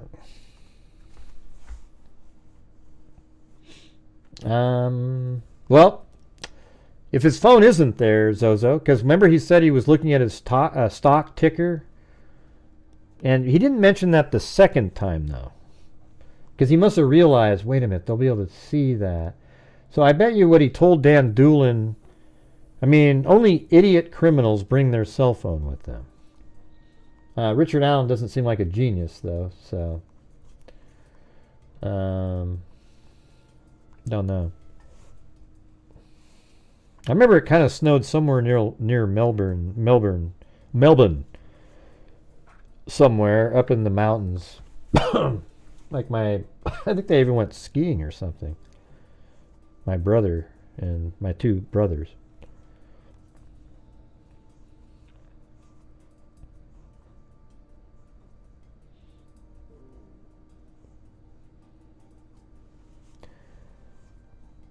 Yeah, it's weird to even think skiing in Australia. That doesn't really, ring a bell to most people. We just kind of snuck by the old, the new lower goal. So hopefully, people want to. We're only 48 away from just sort of the regular old goal that was still low, but this phone. Okay, so anyways, right here, he takes the girls up there, and there's not another soul anywhere.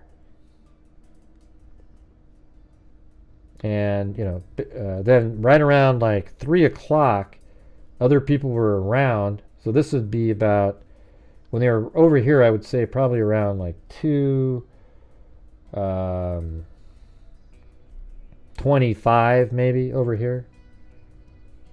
I don't know where they went. That was like 1980. I can't remember what they were doing.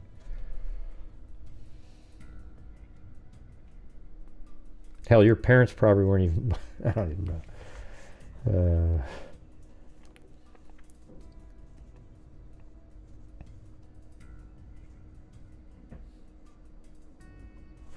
Well, here's what it is right here. I'll show you.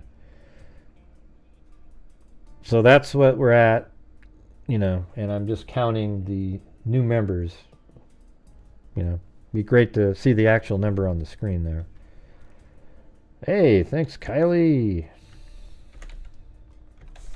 I don't know if you guys remember, but like, a year ago, it'd be like 400, 450, even earlier in this year. And so that's why, I know the times aren't as good, so I'm trying not to. But it'd be great to reach the lower. I adjusted the number. I used to have 250 on there. I made it 200. It seems like that should be sort of easy with 250 people watching. It's like 75 cents a person. And that allows us to keep doing the stuff, because I'm doing my videos to augment, to make up for the difference in loss of super chats, right? But you don't always get the cases where you have 50,000 views on a video. That's sort of rare. Yep, ski at Falls Creek and Mount Hotham and Bulla. 5 hours away. Yeah, I think they did do that though. We did a Murray River trip where we like our own houseboat went on the Murray River. That was kind of weird. It's kind of all by yourself. Look at the kangaroos. Kangaroos.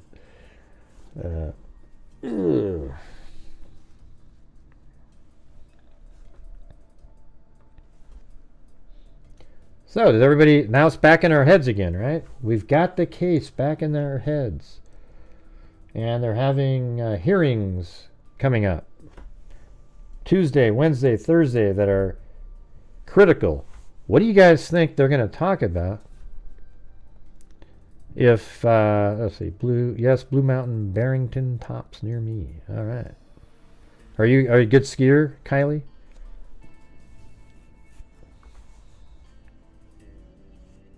There goes my stomach again. Yep, the mighty Murray River. I remember if you caught a fish called tench or something, if you threw it back, it was a $500 fine. It was like overrunning the river. Now they have those awesome Murray River, what are those called? Like barramunda or something like that. Not sure how that popped into my head, but those are pretty cool.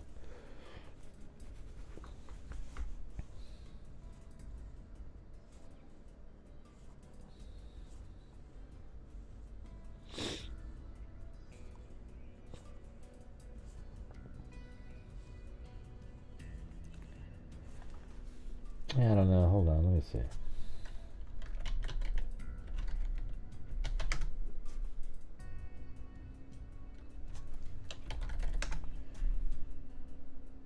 Yeah, I think it's this one right here, right? This fish. Right there. A barramundi. That's the one that everybody wants to catch. Maybe you call it, maybe it's also a cod or something. Let's see, what's it called in America? Asian sea bass, giant perch, or giant sea perch. Maybe that's not in the Murray River, though.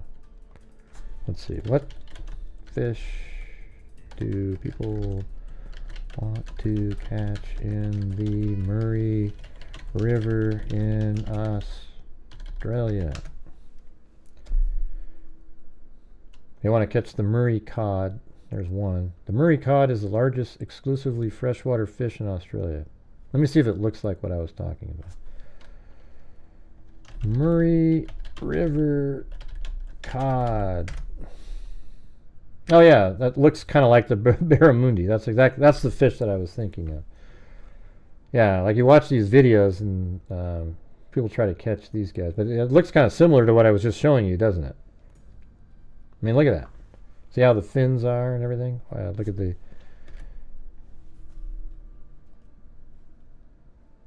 Look at that. Kind of similar. Not really, I guess. I mean, look, this looks more like a crappie. It's like huge.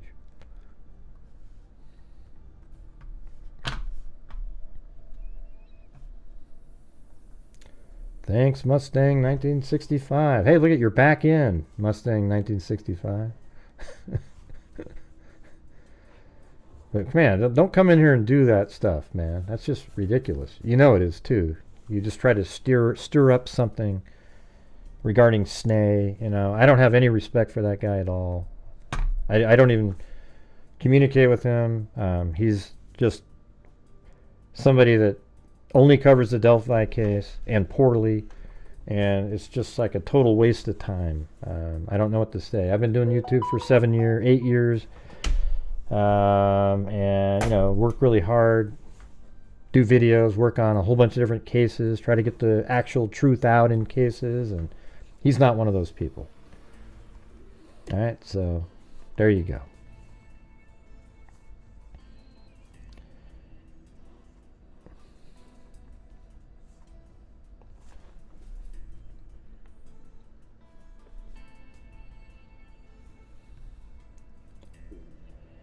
Northern Territory for the Barra. The Barra. Is that like Barracuda or what? Is that a Barracuda? You guys usually shorten up stuff.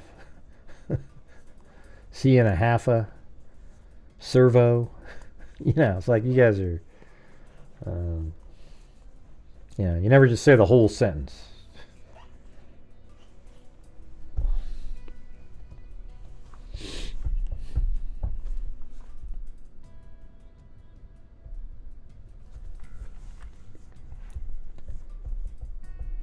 Oh yeah. All right, now we are 41 away from just kind of like the goal that we had before. And I'll tell you what, if we get to that one, even if we get to that, it's only 41 away. I'll donate 5 more memberships, just as a, hey, why not? You know. Plato, yeah, they freak me out too. My girlfriend has a baby, Roo. Yeah, kangaroos kind of freak me out, actually. You're never really sure what they're going to do. You look at it and they remind me of a cat that can punch. Okay? You're just not really sure what they're going to do.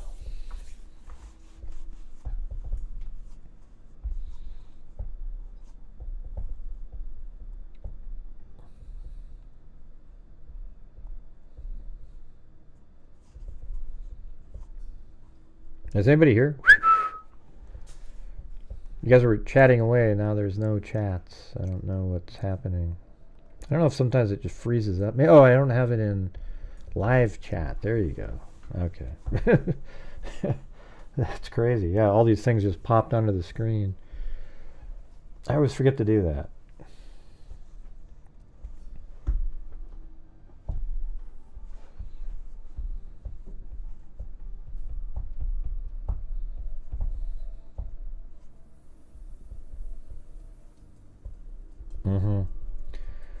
Well, it's just the Delphi case has gotten really quiet. I'm just doing it because I've actually just, you know, it's not fresh in my mind at all. I don't think I've talked about it for 2 months on here.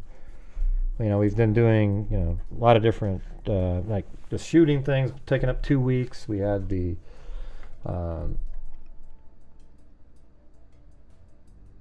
what the hell's the other case? Yeah, a whole bunch of the other ones. Shit, we just did it earlier. It was Caleb Harris. Let's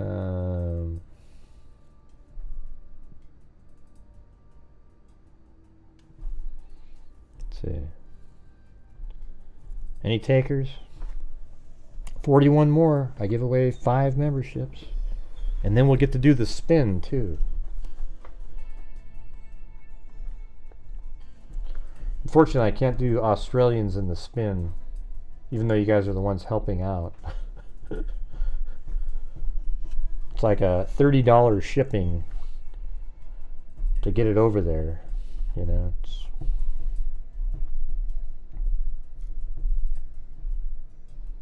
Has there been any Koberger hearing?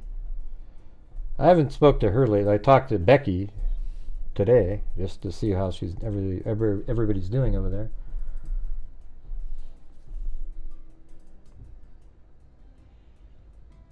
I think we even did like. It seems like I've talked about Delphi after Sebastian Rogers, but there was the.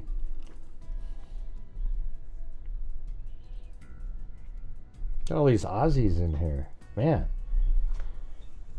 What's the deal? How come all the Aussies are in here?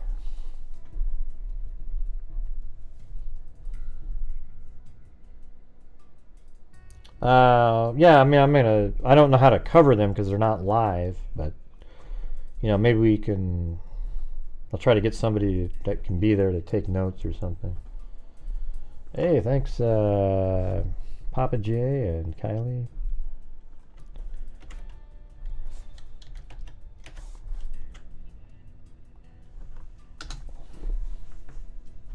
But I appreciate the, you know, the support. It's kind of cool to have the support from the Australians. What happened to the? I do think there's people that have left because of my, you know, my political views. I don't, you know, it's just one of those things where I have to just decide: is it really? Do I want to sell my soul? I can't say what I want to say regarding anything because it'll offend people. You know, it's just, I don't know. Maybe it's not smart business-wise or whatever, but I don't know. I just kind of, that's why I've just been, like my channel, I think my thing is if I made more videos over the years, I'd have like 300,000 subscribers at this point. Because I show Zozo sometimes, like behind the scenes stats on when I do videos, and she can tell you sometimes I get 400 or 500 subscribers just off of one video. On these live streams I get 0. Not one soul comes in here and goes hey and then signs up. Yeah, so it's totally, you know, like the videos are really what make your channel grow. Now, if you do a live stream on a big case and you get one of those nights where you get 3,000, you know, 1,000 people or 2,000 people watching, that can get you some extra subs. But really, mainly you get the subs from the videos. Now, I don't agree to disagree though, Michelle, with people. That's the thing. If I know something to be true, I don't let somebody just have a different opinion when you know something factually is incorrect. You know, if it's just an opinion on what song is good or something, that's different, you know, like, oh yeah, I can agree to disagree because that's truly just an opinion. But when there's something that's a fact, that's where it gets hard. Hey, look at that, 24 away from the 5 memberships. Man, I'm usually live still at this time, Will. Yeah. Yeah, I mean, this is about, I'm almost always live right now, whether the show started at 6 or it started at 8. Very rarely do I start a show after this time, like last night. Yeah, I think the 80s had the best music, Michelle H. But yeah, I mean, I'm trying, that's why I created my other channel, so I don't have to talk as much about politics over here. But like that shooting thing, it's hard to get out of having something, you know, the shooting of Trump, you know, it's hard to have where there isn't some connection to politics where something pops into your head.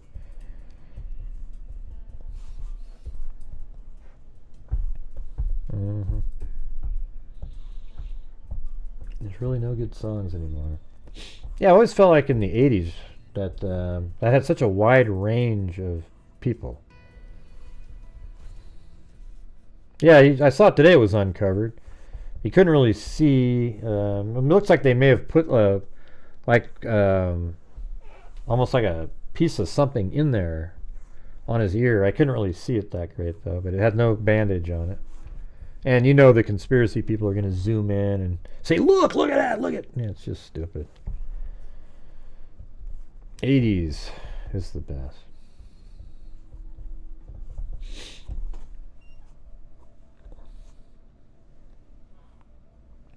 Like, for example, let me just throw this out there. See, if I had something like this, like I've told you guys this before on the other channel, but when you bring up something like, this is just an example, everybody. I'm just bringing it out there. You know the thing about where people say that he said it'll be a bloodbath if he gets elected? And they say it every day. Kamala Harris has said it every day. Biden said it every day. The media says it every day. But the truth is he did say that sentence, but he said it about the auto industry if he doesn't get elected. He literally was talking about China building cars in Mexico, and he said the auto industry, it'll be destroyed here if China is allowed to do that, because they'll send cars flooding our market with cheaper cars, and people won't be buying the cars from America. And if I don't get elected, it'll be a bloodbath.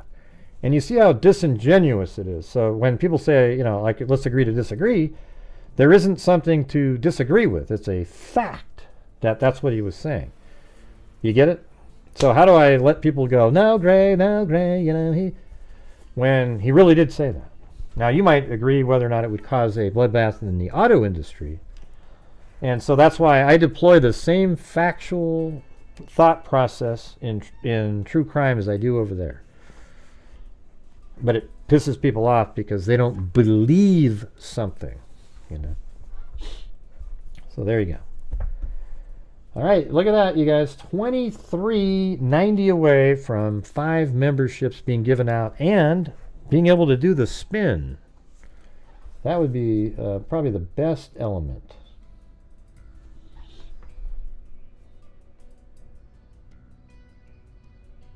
We'll have to figure something out for the Australians at some point, because the shipping cost is so, it's ridiculous. Yeah, I was thinking maybe they did some kind of a skin graft or something. Like, it looked like there's a little thing there. It's the cartilage part of his ear. What do you mean destruction? What are you talking about?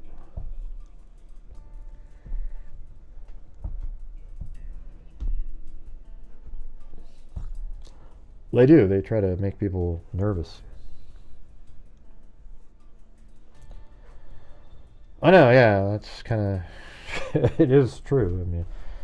People who don't want, like what I just said about regarding the bloodbath comment, people who don't like the guy do not care that you just told them something that they may have believed that was false and told to people intentionally falsely. And told by people intentionally falsely, and they just go, yeah, okay, but anyways, he did this, though. It's like, well, maybe you should punish the people who made up that to you. The same people who pretended.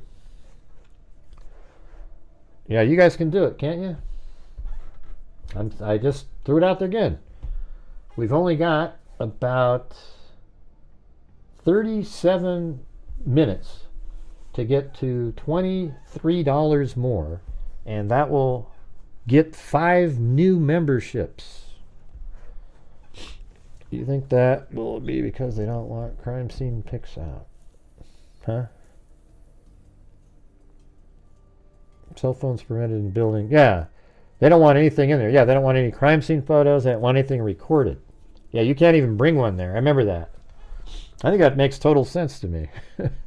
You're told not to bring them in there, and they're going to destroy it to make sure you didn't get something. Maybe hid it in a secret folder somewhere. That makes sense to me. I think maybe they, yeah, because how do you give it back to them? You don't know what's in there. They put it in a folder hidden on the phone, and you hand it back. You have to have a forensic analysis of each phone. And watch, I'll be saying, shit, you guys, they destroyed my new phone because I brought it in. Yeah. I think what they should do is check to see if you have a phone on the way in and store that. But if you're caught with a phone in there, they should destroy it. I think it's a little weird to catch you on the magnetometer and go, oh, hey, yeah, we're going to have to destroy it. What do you mean? The trial hasn't even started. So maybe that's a little too much.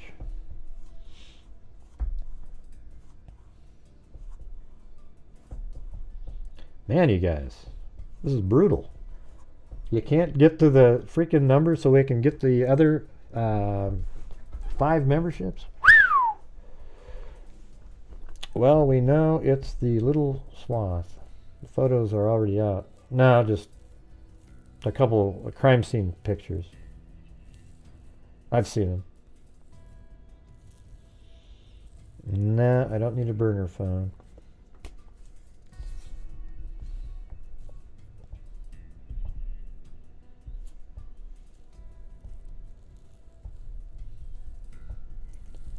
Even though he's not Australian, Theo Hayes would probably be an interesting case.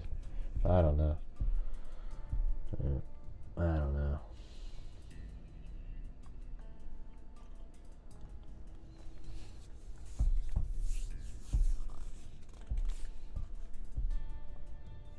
Remember how easy it was, you guys, when I would just go, hey, you guys, 20, you know, we just easily get there. Just not anymore. Maybe if I threw myself in prison, would that work? We haven't been in prison for a while. We've gone over it 100 times, Will. We've shown them on the screen, everything. I mean, not on the screen, I drew a picture of them on the screen. They just showed, they're laying on their backs, there's a branch kind of going on each side, and then another one crosses over. And it looked like maybe they're going to try to build some sticks on there and then put leaves, but then they left.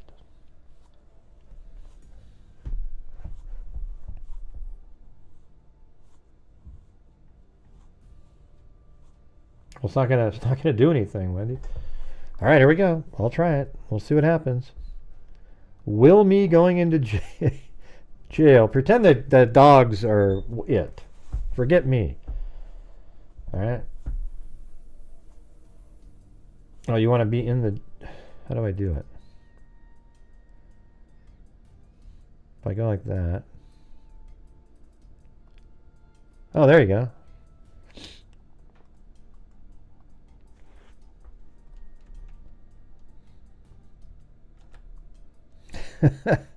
You are in jail, Kylie. There you go. Who's bailing Kylie out of prison? Huh? You shouldn't be putting the Australians in prison. What the hell did they do?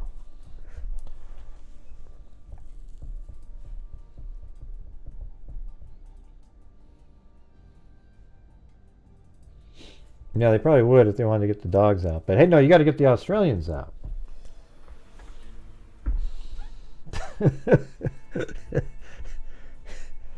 She said, can you put us Aussies in just for fun?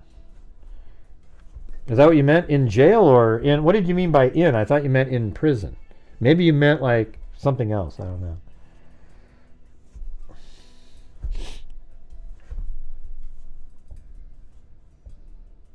Okay, look at that. Wendy Van Rokel got just only ramen for me. Boy, that's terrible. That's not really good. So you represent all the Australians, Kylie. That's what you meant? Put the Aussies in prison? Aussie Trisha had got some bail in there. All right.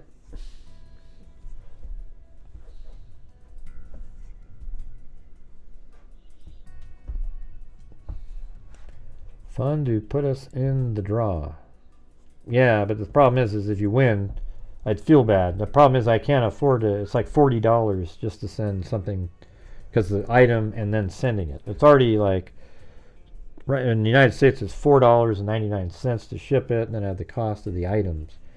Sending it over there is like, 28. I mean, it's, like prohibitive, which kind of sucks.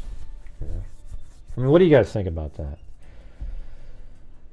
I mean, it used to not really be a big deal because when we have nights of super chats, I would bring in like, you know, 350, 400, 450, and then I could probably, you know, every once in a while send if somebody won from Australia, it would be okay. But now it eats up like a quarter of the entire night. So that sort of sucks. You've never been to prison? I've never been to prison either. Apparently that's a badge of honor.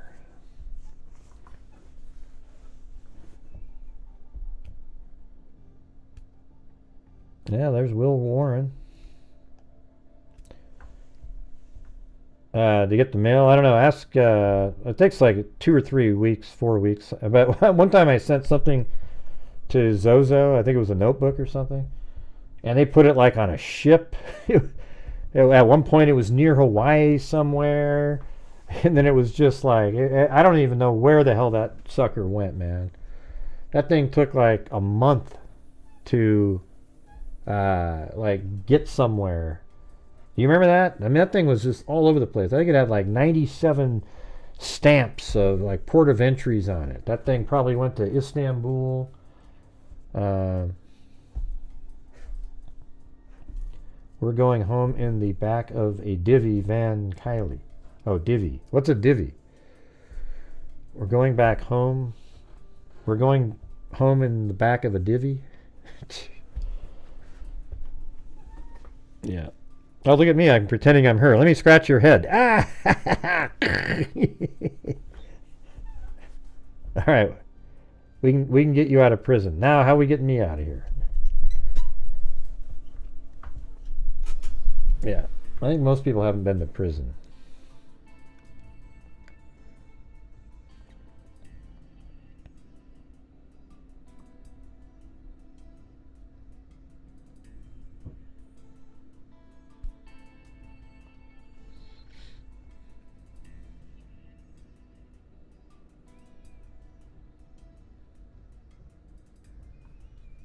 All right, there we go. There we go. To Bad Galleria. Wow, doesn't sound very appealing. Almost like Bad Galleria, like diarrhea, like All in Tanks, Stacy C, Debbie Brigham, and Midwest Girl. There we go.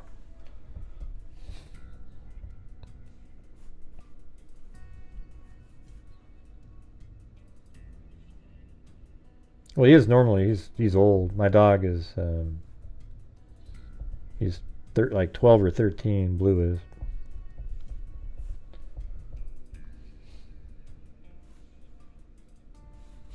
Yeah, maybe that would be a good one if I threw Blue in prison with those photos that I just showed you guys the other day. Oh man, that would be amazing. Yeah, like. Let's see. Like that one? Come on.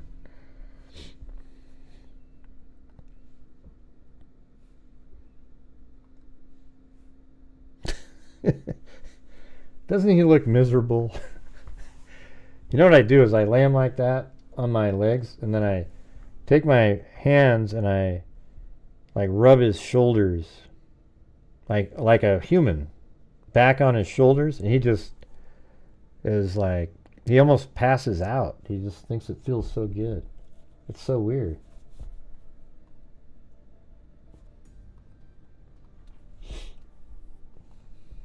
Yeah, here's the other one, the one that's on my community post.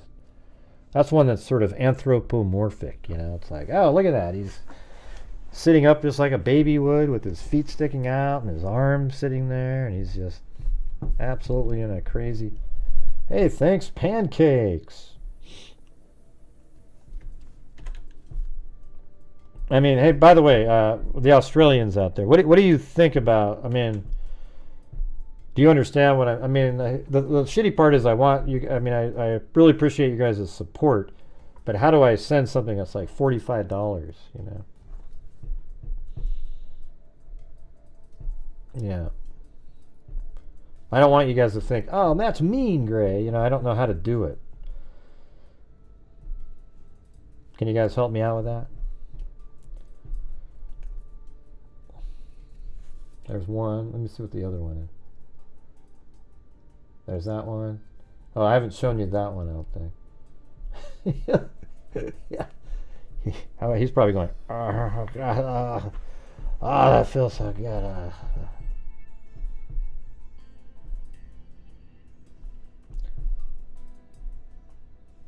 And then I don't think this is another one that like the other one, but look at that. Looks like a gremlin. You know, the good gremlins. Look at that.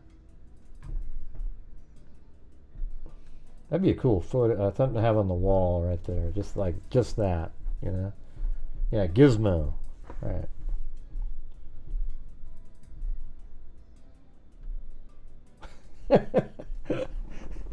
That one's pretty good. Do you like that one? I think that one's better than... What do you think? Is it better than the other one? That one? I think it is better. I like that one too, because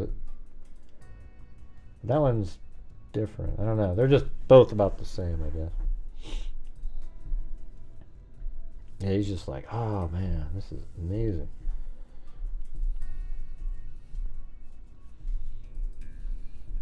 You like that one, Steph? You like that one? Let's sit on our milk crates and think.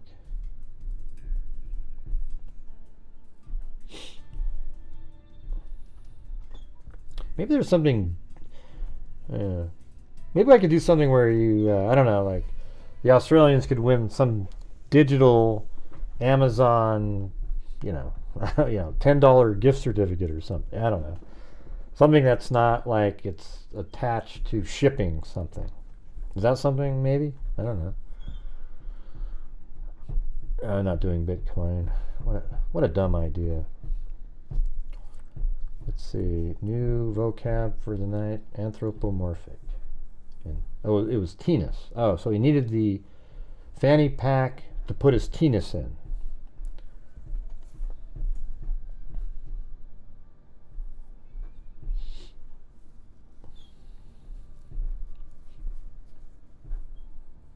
Mm-hmm.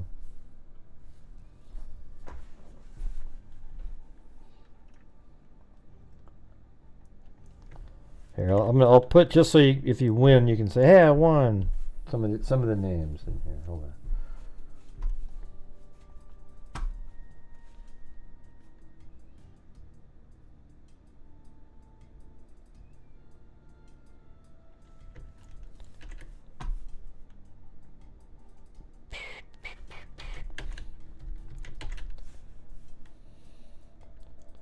Bitcoin. Pfft, come on, News Crasher. That's a little.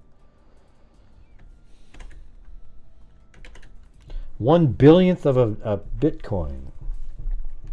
Hey, thanks, Natalie Joe.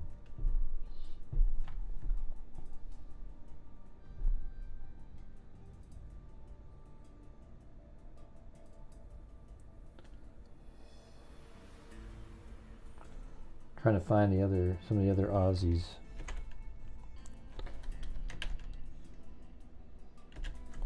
Okay, I'm putting them in there just for the spin. Some of them. I don't know if I can find them all.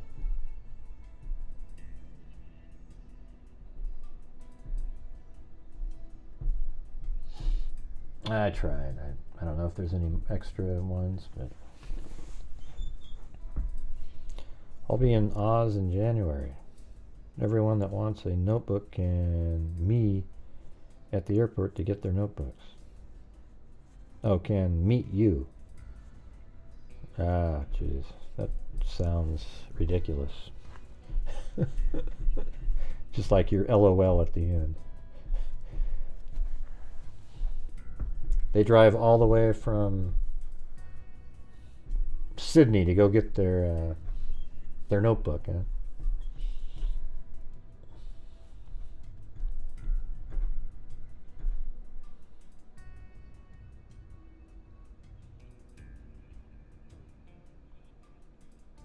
Yeah, Australia is pretty cool over there.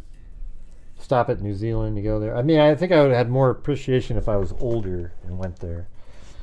You know, we just kind of hung out in the sort of seedy little video game parlors with a bunch of locals that were kind of like thugs, really, you know, but they didn't mind us.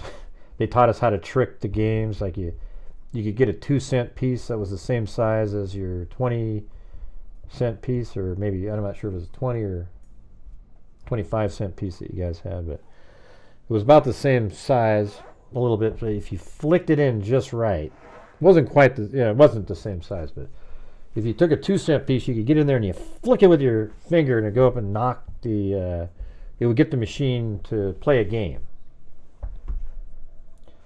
So what you do is you take a 20-cent piece and get 10 2-cent pieces, and then just go there and play the video games.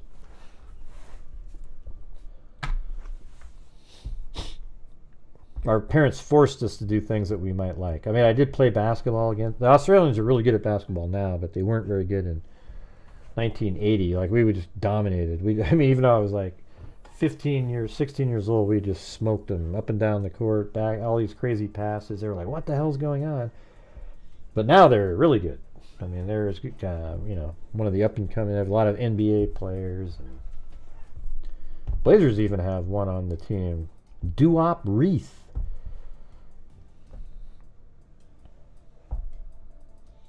Yeah, New Zealand is really amazing fly fishing for massive trout. Huge trout. They're like,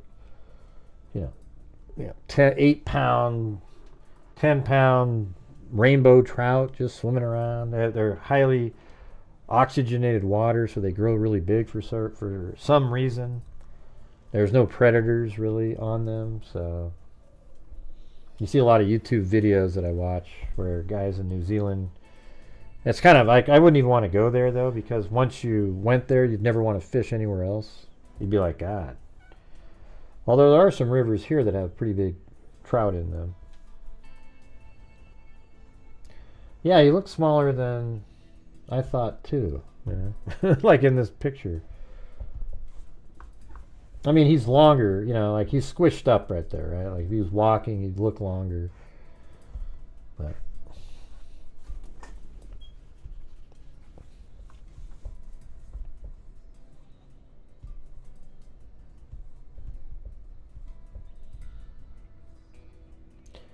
yeah, well, there's places in Oregon that are good, like the Deschutes River in Maupin, and Montana. There's even places on the East Coast that have these really big trout, so about the same. We have the Metolius River, the Deschutes, and Maupin. I think that's probably the main. We have tons and tons of rivers here that are really good. People just don't go to them. They're kind of far away.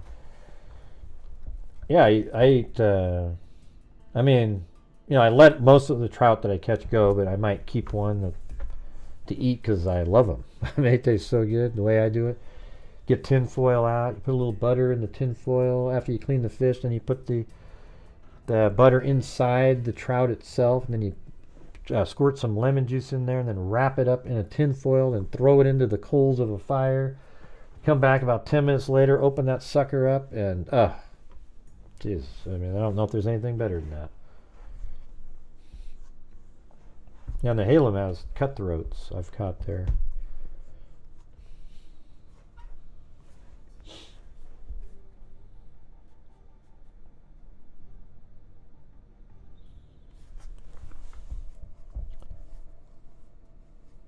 Yep. Hence the name, right, Lisa? Cave Junction.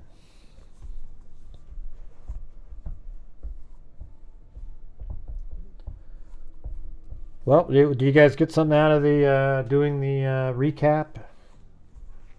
It's always good to do it because then you go, okay, that's right. He admits to seeing the 3 girls. They saw him. And then he admits, after seeing the 3 girls, to walking straight to the Monon High Bridge. And then Betsy Blair acts as a clearing agent because when she gets there, she walks straight to the Monon High Bridge and doesn't see him walk by, but then sees him standing on platform 1. And she turns around and leaves and never sees him again. And she walks up and down the trail. And the reason she never sees him again is because he takes off with Abby and Libby across the bridge. And then we know that he confessed multiple times. He's toast.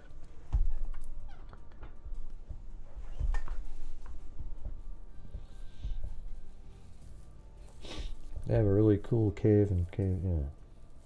My sister lives in Blackwood. I don't know where that is.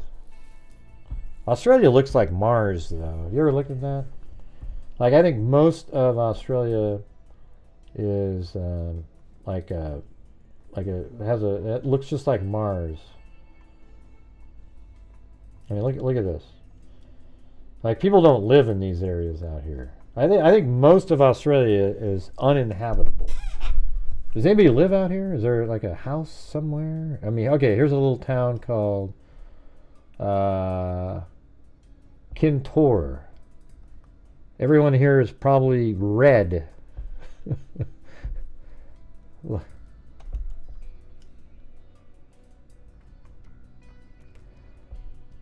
right, let's see. How about right there? Anybody live right there? Or maybe there's a town right there, right? Is that it? No.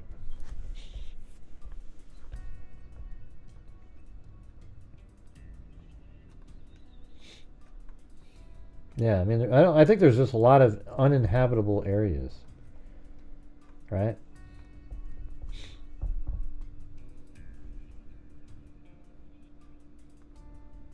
Look, here's Mars. Look.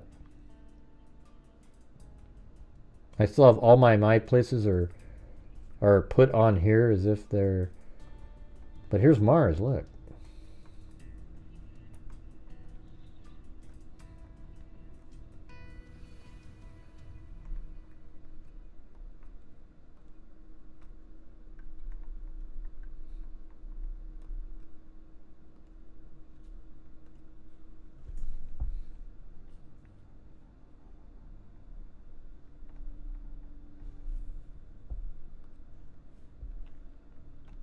See, Australians live in Mars, or on Mars.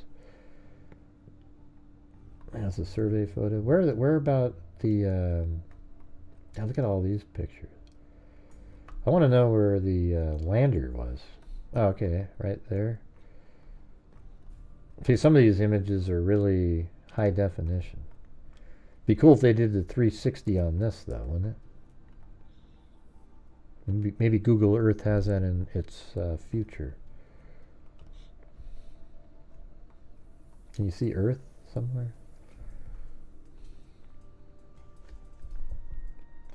That's going to be so cool when we go there.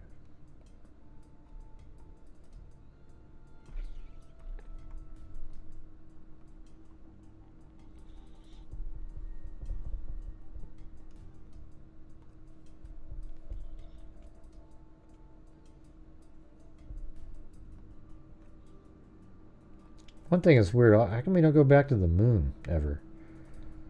Man, doesn't it seem like we look at these pins are all from Google Earth, but they put them in the same relative. You can almost make out the United States just by looking at the yellow pins. It's kind of dumb that they don't just turn them off when you go there.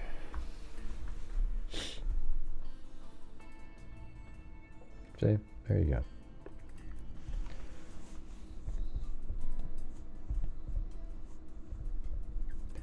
Hey, for you Aussies out there, I have a pair of the original Ugg boots. Okay?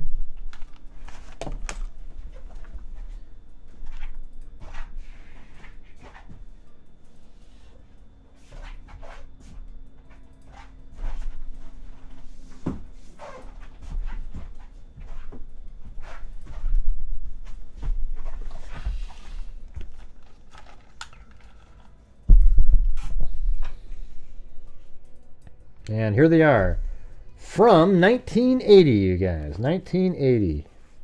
Might have been 81. Don't remember the exact, but these are when they... I'm not even sure they were called Ugg boots. They were just the original... I just had them resold, but these are probably worth some money at this point. You know, they don't even have the word UGG on them or anything. They're just like the legitimate old, you know. There you go. There you go. The original UGG boots before anybody even heard of them over here, because they just started them in 1980 or 81, something like that. So that's cool. No, you don't have one from the 70s.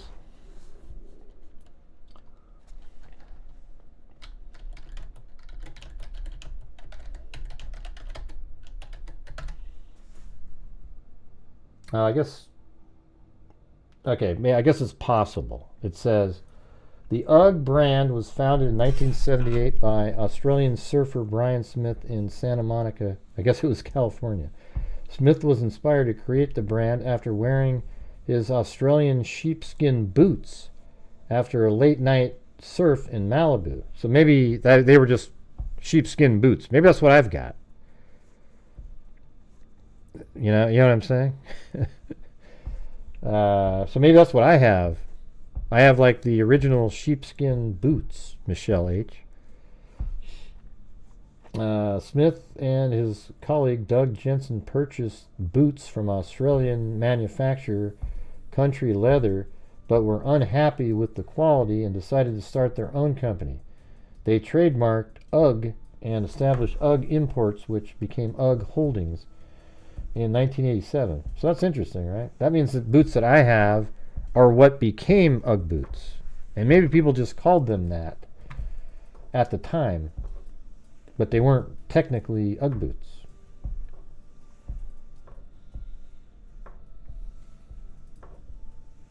Yeah, 1978 though is when I guess technically the name was invented. Yeah, so I was there in, let's see, I think it was 81. Or actually it wouldn't have been crossover. I think it was just 1980. Right. And 82, let's see. Yeah, so I think those are almost original. But I guess up there, Michelle H. could have got the ones in 1978.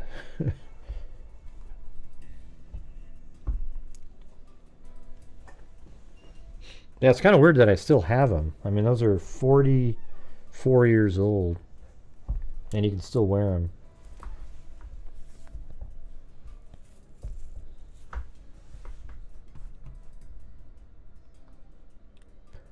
Well, but guess what time it is, guys? It is, I guess we have 6 more minutes.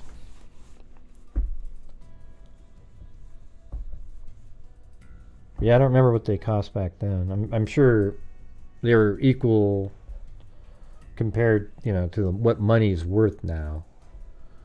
I'm sure it's, you know, I think the dollar probably goes, like if you had $1,000 then, it's probably about 4,000 or 5,000 now, I would think, right? Let's see, 1,000 in 1980 is how much now? Now 3,812. So that's pretty damn close.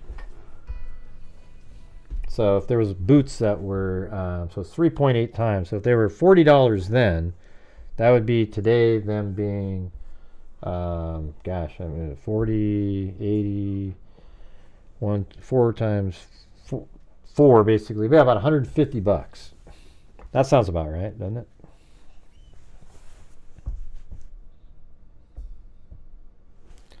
Yeah, it seemed like it was okay of a price.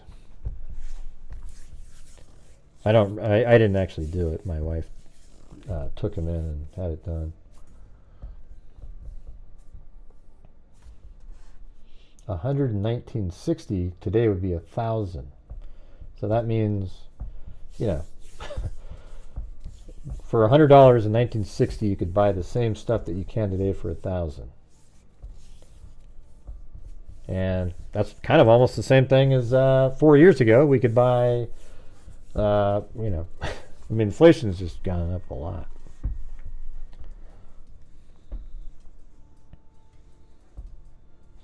The ones they make over here have the shorter. They don't even seem like boots. You know, they're sort of like they just kind of go up a little bit above your ankle, kind of. But the ones I had were the long ones, goes up past your shin.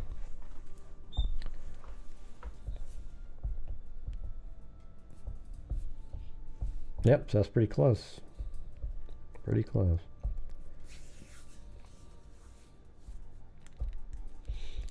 But okay, I'm gonna do the spin. I don't know if I got all the Aussies in there, but I tried.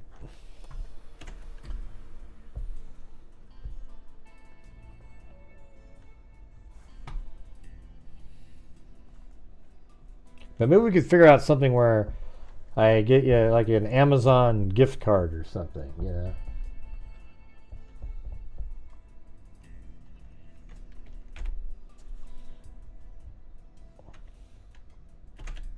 Ugly new. They actually have a site for that?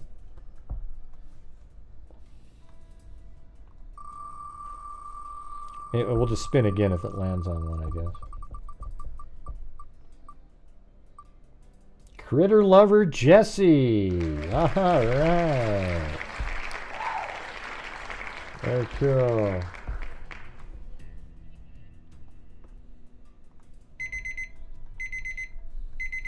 That's for blues medicine. Yeah, so thanks to Kubi, Julia Morales, Ali Cake, Wendy Van Rokel, CBC, Kathy Fredmaker, Ali Cake, Georgina Stoliker, Michelle H., Cheryl Bullock, Lisa Valenzuela, Lynn GMB, Kylie, and Kylie's been here for 4 months, thank you, and CJ, 13 months, then Kylie gifted a membership to, it doesn't say to who, then K-Me, Mark gifted a membership, then Deadly Queens became a new member, then Nikki Zubs, 19 months, Michelle H., Ali Cake, Critter Lover Jesse, I enjoy your channel, chats, mods, and humor. Your editing on the, yeah, yeah, I took like a 4-hour hearing and turned it into 45 minutes. Kylie, Truth Sleuth, been here for 51 months with her obligatory a lot longer, but you were so mean. Then Kami and Jim Lond, then Cindy J, then Jessica Schubach, then Kylie gifted another one, then Jim Lond and Kylie again. Well, anyways, thank you tonight to everybody, especially those Australians that came in helping out tonight. Michelle H, Jim Lond, Aussie Trisha gifted 5 memberships. Then Aussie Trisha again, then Sandy Shirley. Linda Howell, as in Linda Molden Howe of the Cattle Mutilations and Crop Circles. Ali Cake, Lisa Valenzuela, Aussie Trisha again, then Kylie again, then Mustang 1965, then Kylie again, and then Papa J, Jim Lon, Kylie again. I mean, look at Kylie, just like, man, that was amazing. And then Kylie again, and then Wendy Van Rokel, and then it was Aussie Trisha, Will Warren, Sandy Shirley, Zozo. I gifted 5 memberships, then Pancakes, and Natalie Joe from Texas. There you go. Very cool, very cool. Yeah, so I hope you guys got something out of the, you know, going back over that again for some of the people that may not have heard the case at all. You know, it's like, I think it's pretty, it makes it really obvious. This has been a really big case. It's actually been a huge national case. However, it's like, it's sort of strange, huge nationally. You know what I mean?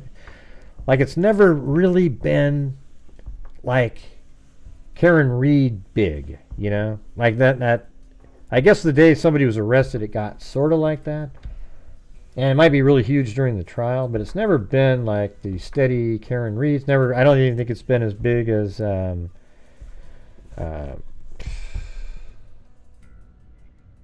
the hell's the name of that one? God, how come it's not popping into my head? Jeez. It's crazy.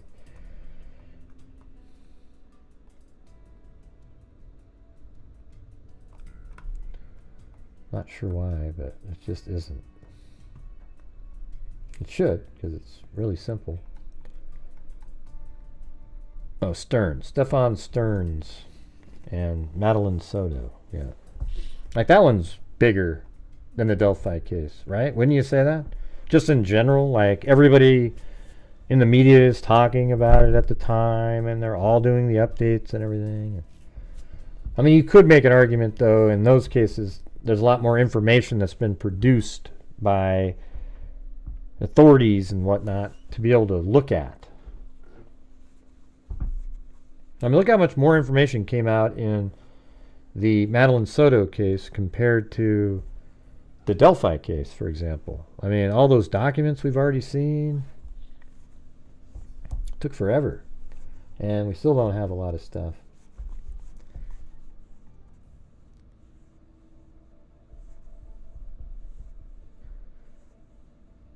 Yeah, you guys really made a huge difference, the Australians, tonight, for sure. I think I don't think we would even have made it even anywhere near halfway to the goal tonight. So thank you guys, appreciate it. Got to give a shout out to Across the Pond. Anyways, thank you guys very much for watching tonight. I appreciate it, and we will see you. Oh, hey, what was that place, Zozo, that you mentioned in Australia? You wanted me to see. Oh, great! You got to see this rock.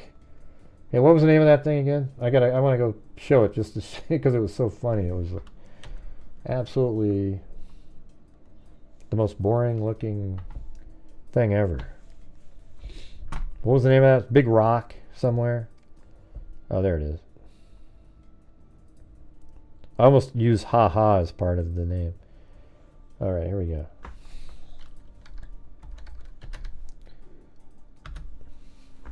Uluru.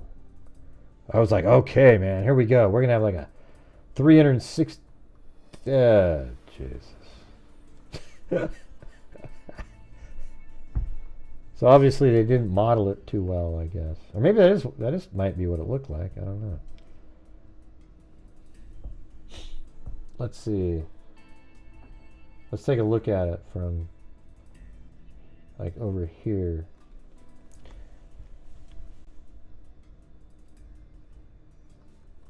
Yeah, I guess it is over there.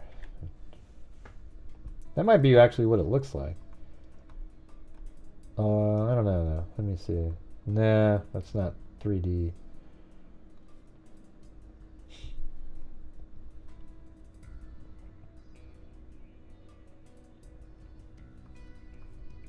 There it is. That's kind of cool.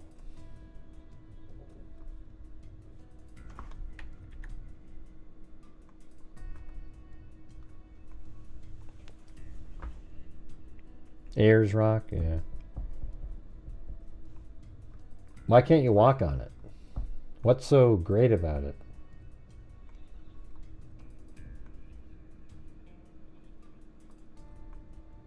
Looks like an alien spacecraft, you guys. Have IQs suddenly dropped? I told you it was a derelict spacecraft, not from the area. We dropped down on LV-14. Yeah. Man, I love that movie. Aliens. I could watch that. Every time I see it's on, I watch the whole thing.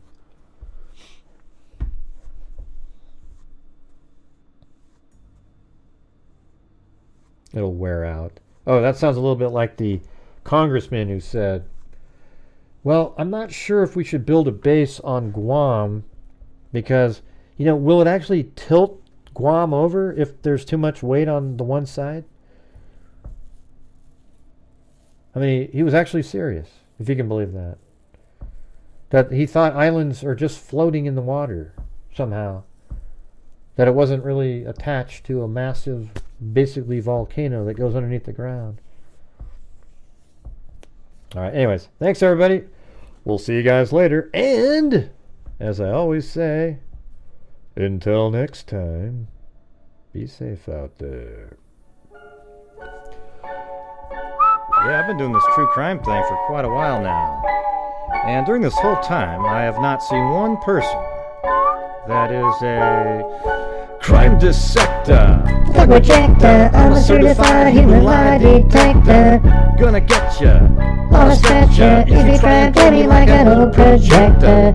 Crime sector is my nectar. Professor Gray is gonna give another lecture. Crime collector, freak connector, and I'm always gonna be a bomb protector. fool deflector, interceptor, And I'm meaner than a spectre with a vector. on his vector with all respect, y'all. Just remember, I'm a temple fucking checker. I have no agenda. I'm no pretender. And I'll serve it to you straight without the blender. And in the end, they're gonna send ya on a mission to reveal the true offender. What Yeah, the so I'll heck just get was right back to that? work. All right, everybody. Talk to you. Yeah. 55 million years ago is like almost pre-dinosaur. There might have been some running around at that point, though, wouldn't you think? All right, everybody, thank you very much. We'll see you guys later. And again, until next time, be safe out there. And hooroo! Was that the word? Hooroo? I can't remember now.